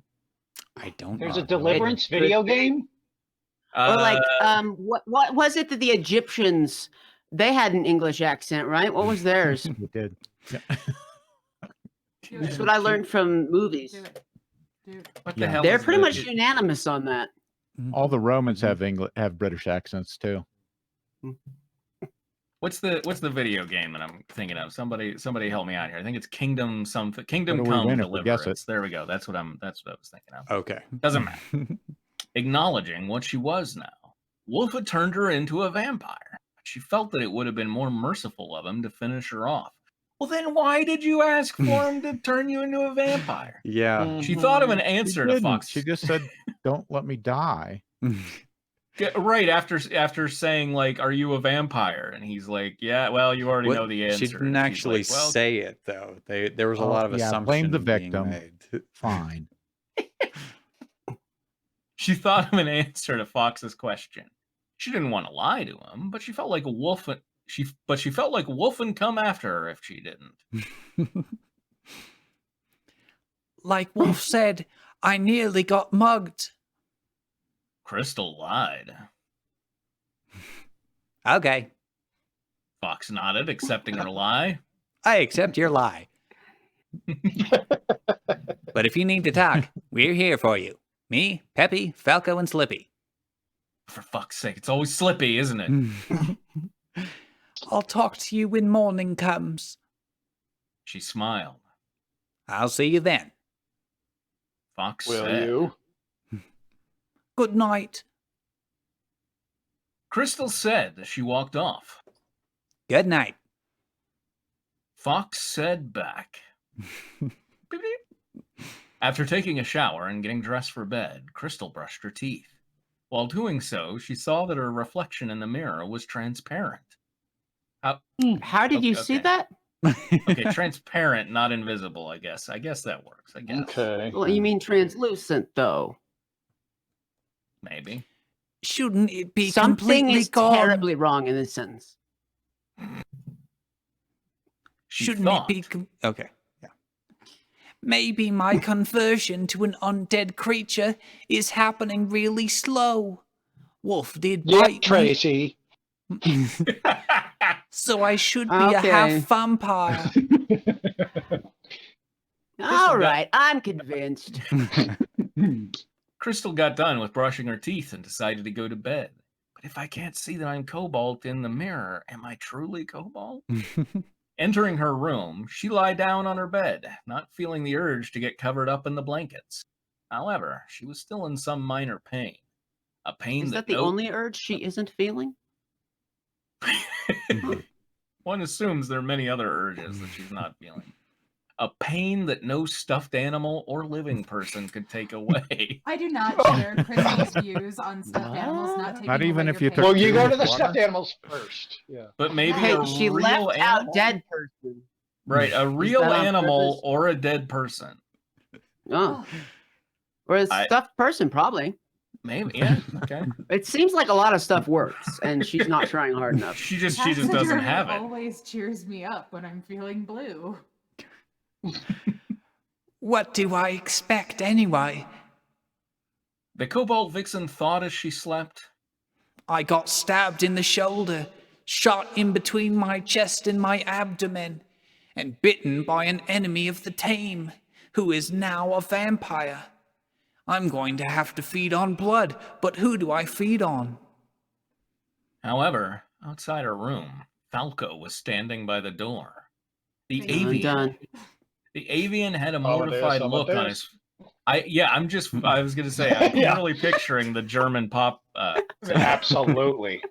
The avian had a mortified look on his face, seeing as one of his closest friends had looked badly hurt, but was still standing. When morning came, Crystal heard someone knocking on the door. Come in. She said. Peppy entered the room. Hi, Crystal. Are you okay? Or is someone else going to take that? You're really good at it. If someone else wants to do it. All right. Unless somebody else wants to do that voice. No takers? I'll do it. Okay. Yeah? I'll do it. Okay. All right. Hi, Crystal. Are you okay? Of course I am. She said. Why are you asking? Falco told me you had injuries that would otherwise kill you. The old hare said. I'm sure that he was just seeing things. Crystal said as she looked at herself, noticing that her wounds had healed up. Peppy? Peppy. That's you. Oh, me? You're the old hare, Peppy. Oh, okay. You look like how you did yesterday. That's how I greet my friends all the time. That's how I go to work and it's like, hey, you look like how you did 24 hours. yesterday. You haven't aged a bit. No progress. Peppy noted. Tomorrow, Tristan. What was that? I'm gonna say that to you tomorrow. When you wake Okay, up. yeah. Yeah, maybe Falco was. The Cobalt Vixen tried to speak, but she caught that scent again. The same smell that she caught last night.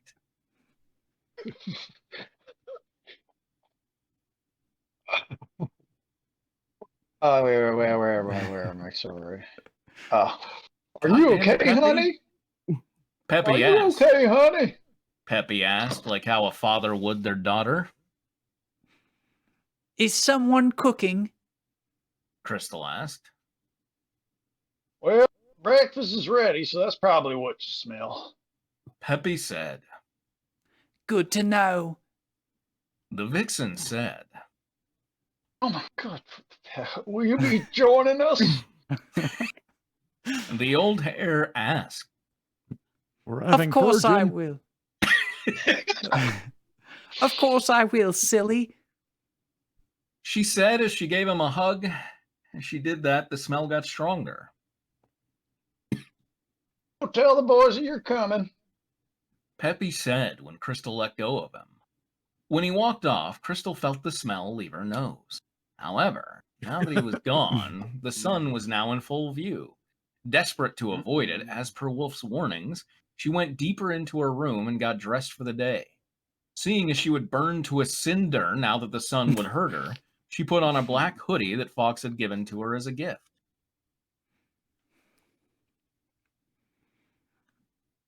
I never thought I'd wear it in the morning.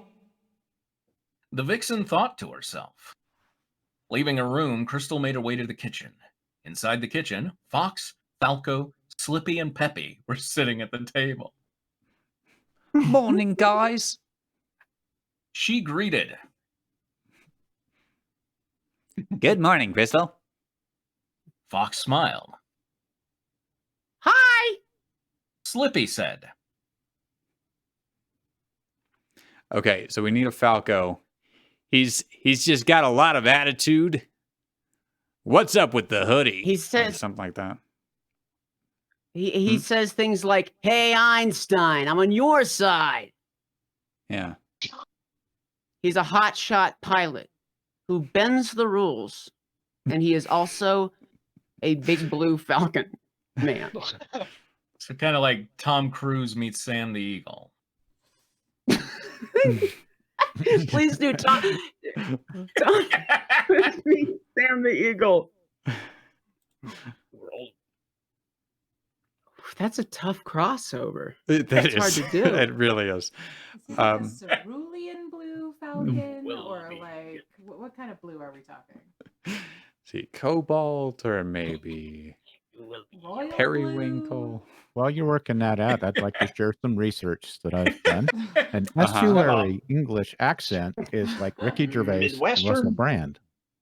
Ah. Okay. Oh. Well, that's how she's supposed to sound. So you better sound like Ricky Gervais now. Yeah, who's going to take like Falcon? question? So kind of transphobic and not funny? Is that what you're going for? Oh, shots fired. Deservedly. Who's going to be Falco? Don't fight over it. Tracy and I can't be all these voices, right? Okay. Tracy? I can be Falco if Peppy's not going to show. Oh, nope. There's Peppy. Well, Peppy's the main character. There's 4 main characters here. Okay, I'll be Falco. Attaboy. Okay. I can't do the crossover thing, but I try and Well, remember. yeah, you don't try to do the Sam Eagle thing, but just have a lot of attitude, like that. What's up with the hoodie? Falco asked. I just like wearing it. Oh, felt like. Oh, I just felt like wearing it. Crystal lied. You kind of look like an emo. First, I thought that was a typo and I meant an emu. You kind of look like an emu. Oh, wait, but this is Flippy. Are you into. Flippy too? Are we... The avian. Avian. This is the avian. Sorry, my eye slipped. The avian snarked. And I looked up snarked, and that's a chemical process that happens in avians. So, Okay. Should we be worried? but she's too pretty to be an emo. It still works as emu. Slippy said. Slippy said. Come now, boys. Peppy said, if she wants to wear it, let her wear it. Thanks, Peppy. The Cobalt Vixen smiled. Why don't you get some grub? Anytime, kid. The old hare smiled back. The anytime kid. Thought you said that. Sorry. Why don't you get some grub? Falco asked. Very well, then. Crystal said as she grabbed a plate and filled it up with food. As she ate the food, she felt that her stomach was not accepting it. Well, I'm a vampire now. Crystal thought as she ate. The only thing that my stomach will accept is blood. If my body won't accept food for now... Tough toenails. What? Will it accept I had to toenails? reread that. Oh, I just looked it up, and foxes can be prone to tough toenails. I love, so if I throw up on vampires, everybody else, tough toenails. I love how extremely Like British down she to a horse. is in reaction to this. You know, it's like, well, I guess I am a vampire now. Let's just kind of Let's just continue eating food that I can't digest. Pressing on. After she finished eating, the Cobalt Vixen managed to fight her rebellious stomach by holding it. Any other phrase. Just anything. Come on. Are we counting these? Because it's insane. It's insane how many cobalt vixens. We need a counter for this. Yeah, I'll set one up. Woo! While this did Vixen can have its own, because Vixen, he doesn't always say cobalt, but Vixen every time. While this did... Yeah, come on, you should say Foxy Let me Lady. just give you some space. Come on. While this did concern her fellow Star Fox teammates, she looked at them with a reassuring smile. You feeling okay, Chris? Fox asked. I guess I ate a little too much. I feel like I need to put this on your soundboard because it comes up all the time. Just Crystal lied. Yeah. Yeah, we can make that into an executable program and save some time. Weird, Slippy said. you usually eat more than that. You cow. Slippy. Fox, Falco, and Peppy said. Sorry. The toad frowned. Oh no. Crystal said. You're okay, Slippy. This is horrible. I am? Slippy asked. Sure. The Cobalt Vixen said. I guess that today is just one of those days where I don't feel good. If you're sick, you can take the day off. Peppy said. I'm fine, Peppy. Crystal said. Sounds British, too. Fine, Peppy, I am. Yeah. I can still do my job. But can you make your sentence less weird? I have no idea what that means. The I'm fine, Peppy. I'll do that. The Vixen sighed. What does that mean? I'll do that with the right Peppy, I will. I don't know. Later on, Star Fox got a message from General Pepper stating that some bandits had taken the Corneria City Council hostage. Before she left to rescue the city council with the team, Crystal went to the bathroom and vomited, her stomach having had enough of her. When she was done, she flushed down... Who vomited who? When she was done, she flushed down her regurgitation, washed her hands, and walked out of the bathroom. I'm just sad that Sergeant Pepper got demoted. So I got a question. Is General Pepper, Sergeant Pepper get promoted or what? Come on! Sergeant Pepper.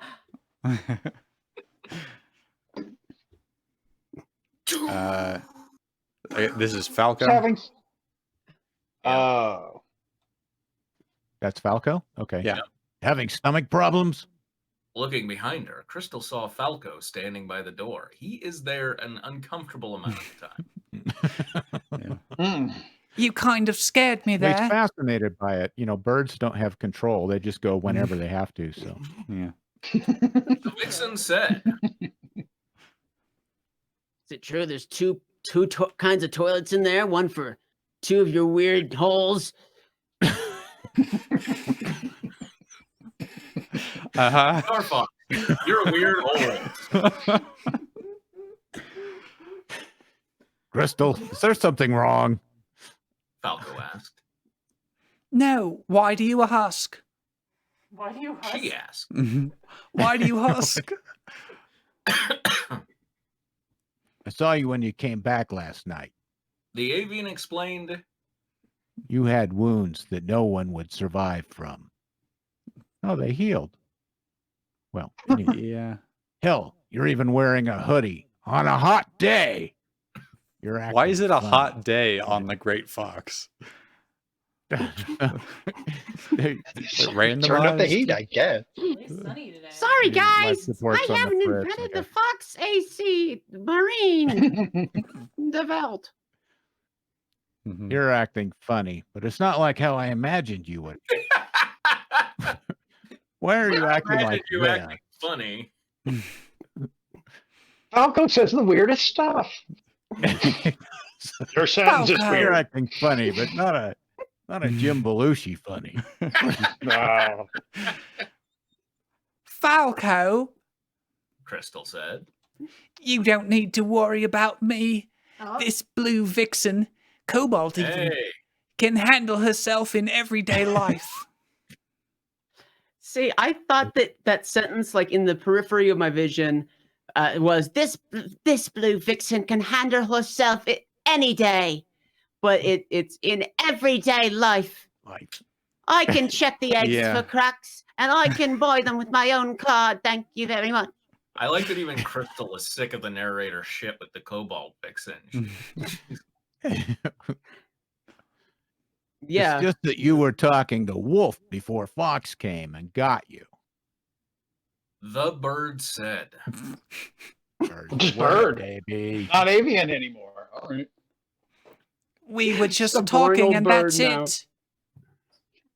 Crystal lied, not wanting to tell him what really happened. Falco sighed and said, I guess that we should go. Well, come on, Feathers. Well, come on, Feathers. No. Good old thing. Britishism, I wish had not made it across the pond. The vixen said she ran off to board her R-Wing. Once they got down to Corneria City, the team entered City Hall to fight off the bandits. What?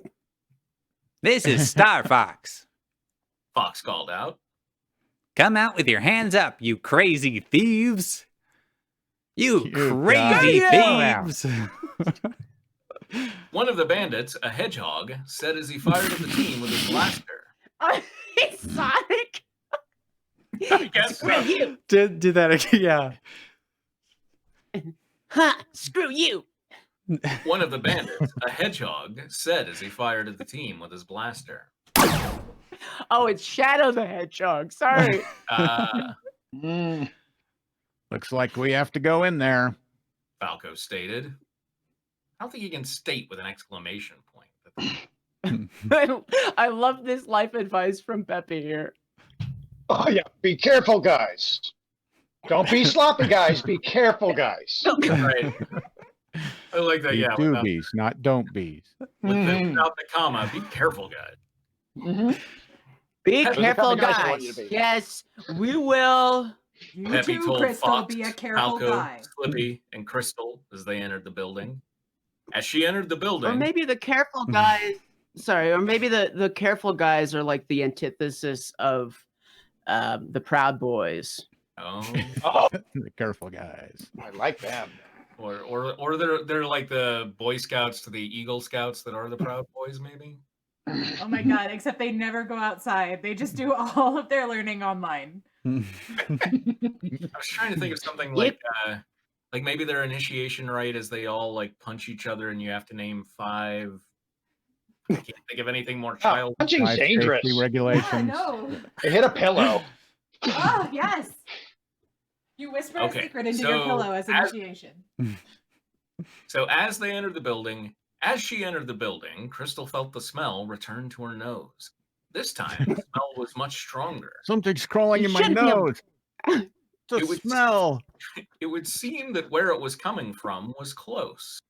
Any smell that you feel before you smell, I don't. That's bad news. Yeah, that's big molecules there. We're here, bandits. Don't be there, bandits. She called out. Here, bandits. So I suggest you surrender before the situation gets worse. When the door to the main room opened, the bandits came out with their blasters. So you're the infamous Star Fox. One of the bandits, a badger, asked with contempt. You don't look so tough. Another bandit, a coyote, said, Especially not that vixen with you. Oh, somebody's read the narration. You won't be saying that when we kick your asses. Falco said. So at least 2 of the bandits are asses. They come and get us. One of the bandits, a hyena, challenged.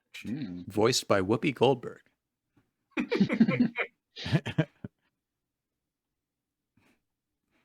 Challenge accepted! Slippy screamed as the team engaged in a battle with the bandits.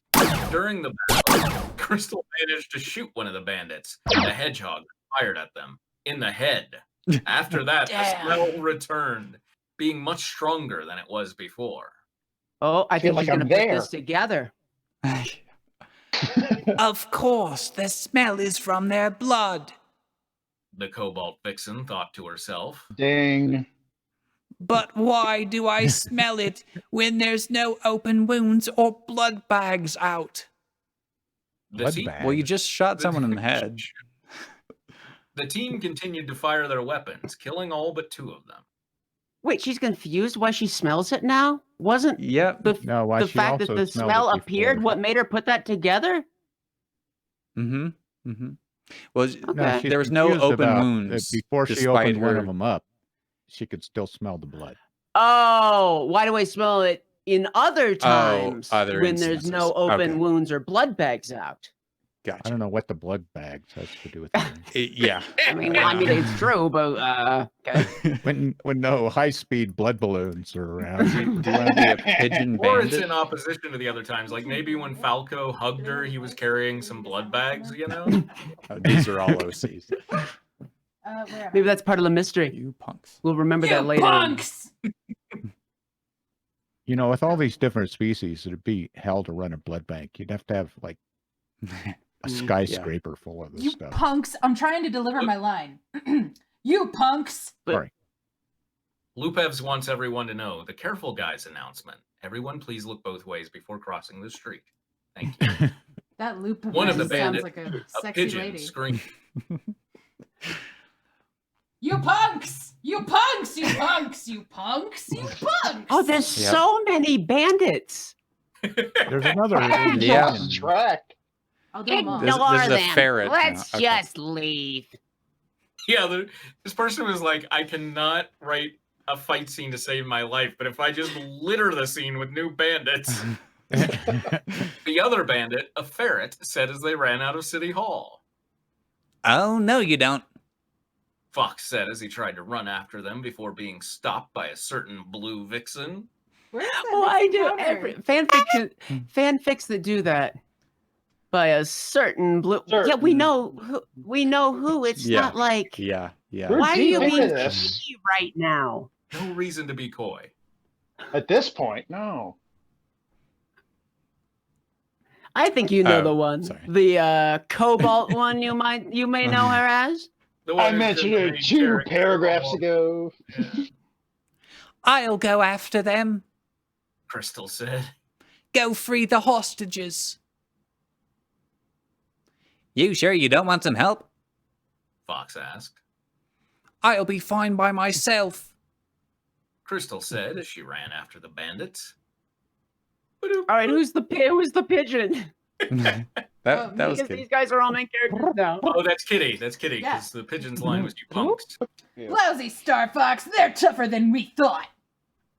The pigeon said. Don't worry, we'll get them next time. The ferret said to him. Oh. Sorry, boys. A certain but Cobalt there is... Vixen here? Okay. I'm assuming. But there is no next time. The 2 bandits looked up and saw Crystal standing near the alleyway. Time is an illusion. Time is a flat circle. And sequences go both directions if they go one at all. So, you're the new member. Ferret asked. Nice hoodie, by the way. The pigeon chuckled. Set your sarcastic remarks aside. Crystal said. I don't want anyone to get hurt. That's pretty much how this is going to end. The pigeon said. No one getting hurt? Let's set our sarcastic remarks aside and work this out. Yay! Just hand over your blood and no one gets hurt. Wait, you have blood bags on many you? bags? You got in bag form is good. That's perfect. I could take it home and yeah.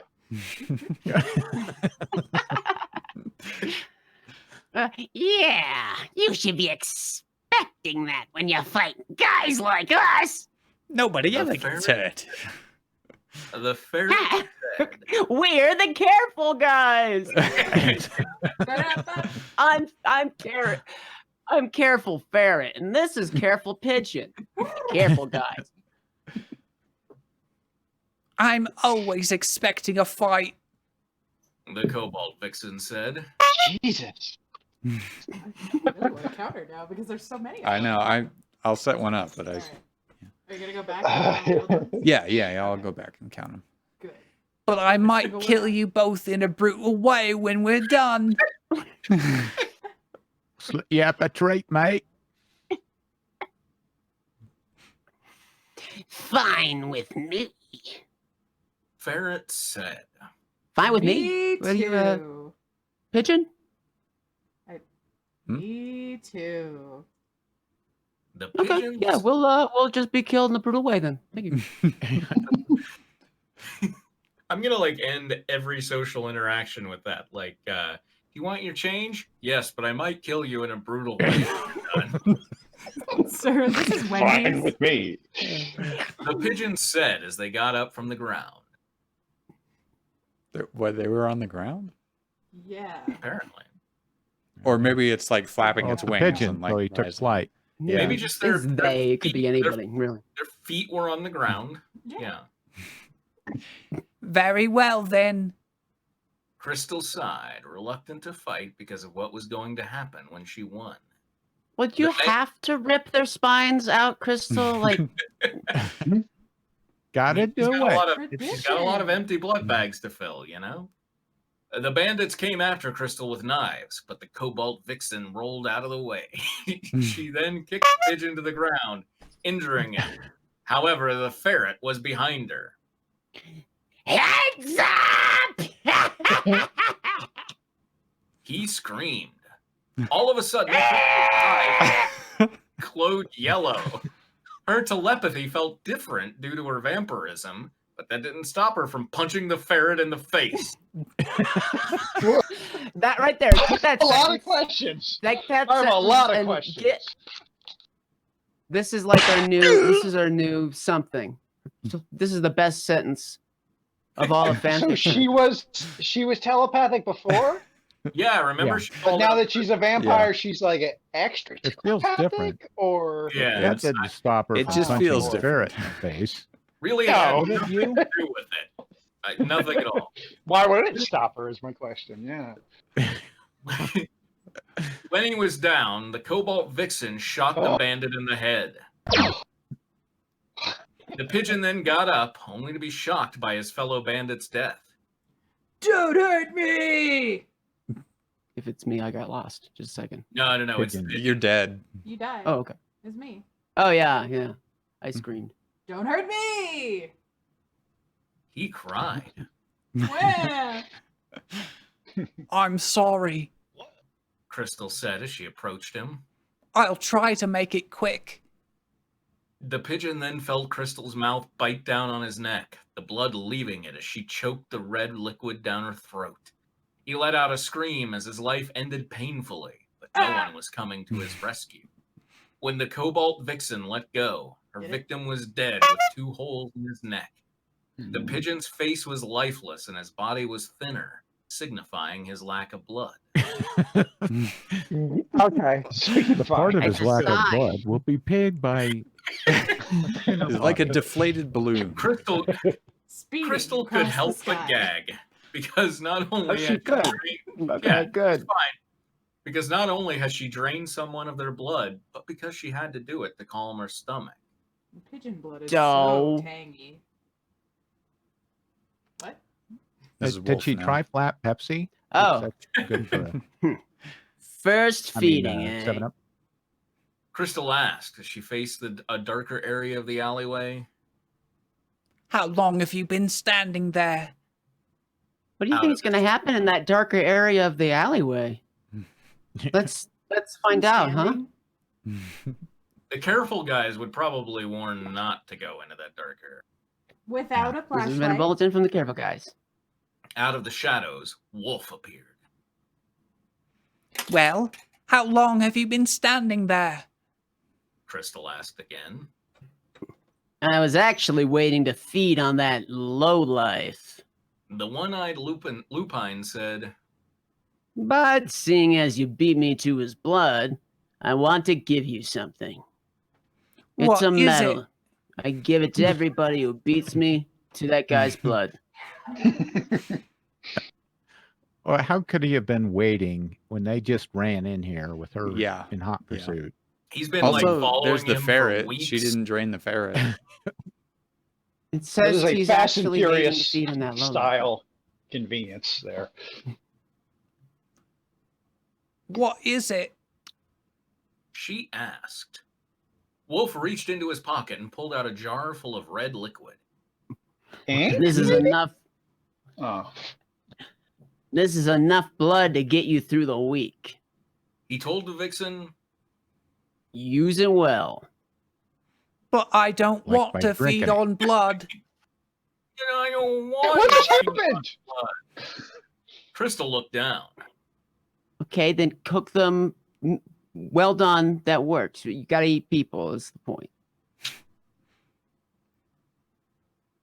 That's not an option. Wolf said. You need to feed on blood in order to satisfy your hunger. You cannot go vegan. You'll starve to death.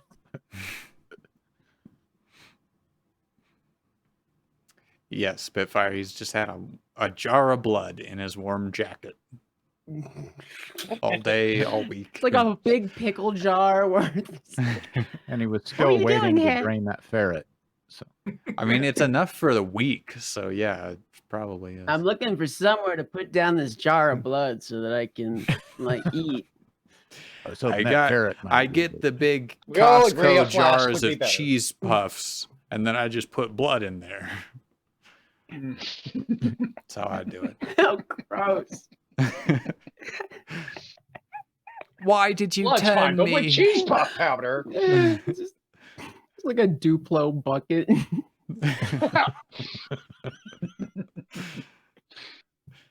Why did you turn me? The Cobalt Vixen asked. Because I see potential in you. The one-eyed mercenary or said, words to that effect. What? Crystal asked. I see your potential. Wolf said. Yeah, again. That's why I turned you into a vampire. That's what that If I died, means. I don't know how to make it any clearer here. if you died, all of your potential would have gone to waste. Life is full of disappointments, but being a vampire isn't one of them. You can live forever, and you can stay up all night.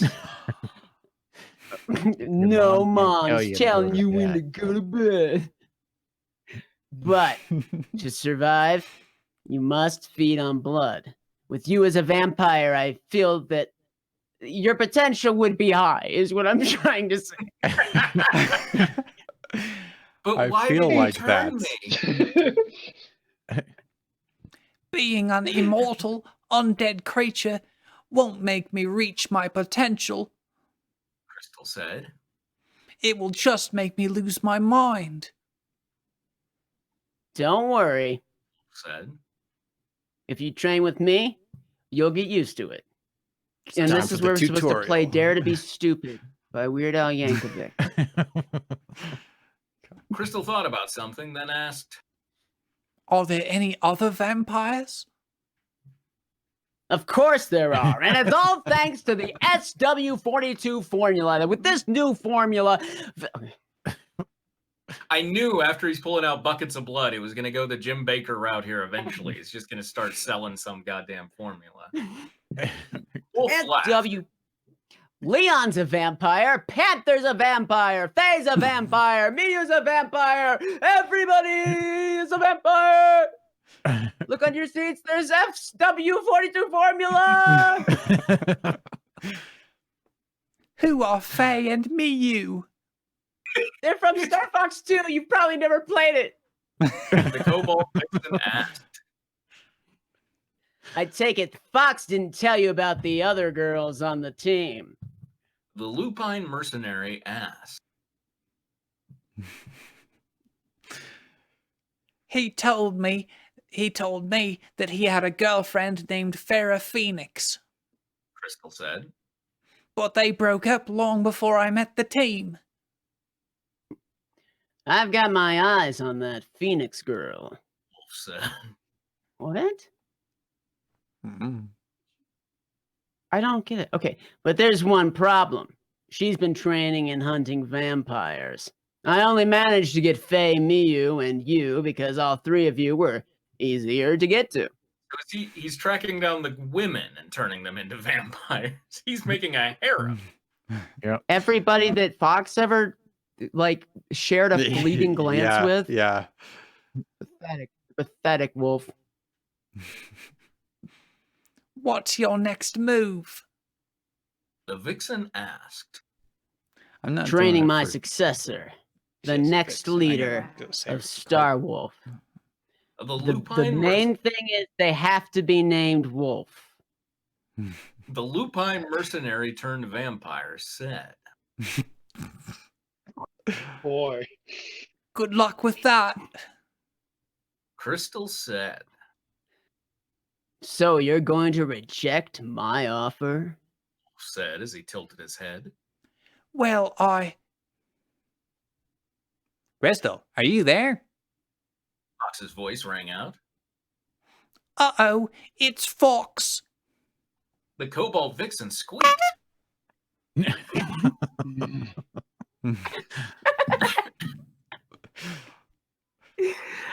I guess I should get out of your hair.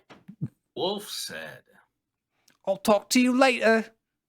Crystal said as she walked off, putting the jar of blood in the pocket of her hoodie. So a teacher's going to ask you about that. I'm sorry. Is sloshing around as you walk. And I'll think about your offer, too. Smiled, knowing that his plan was working. Crystal was slowly embracing her vampirism. It was only a matter of time before Fox caught on. By the time his rival found out, it would have been too late.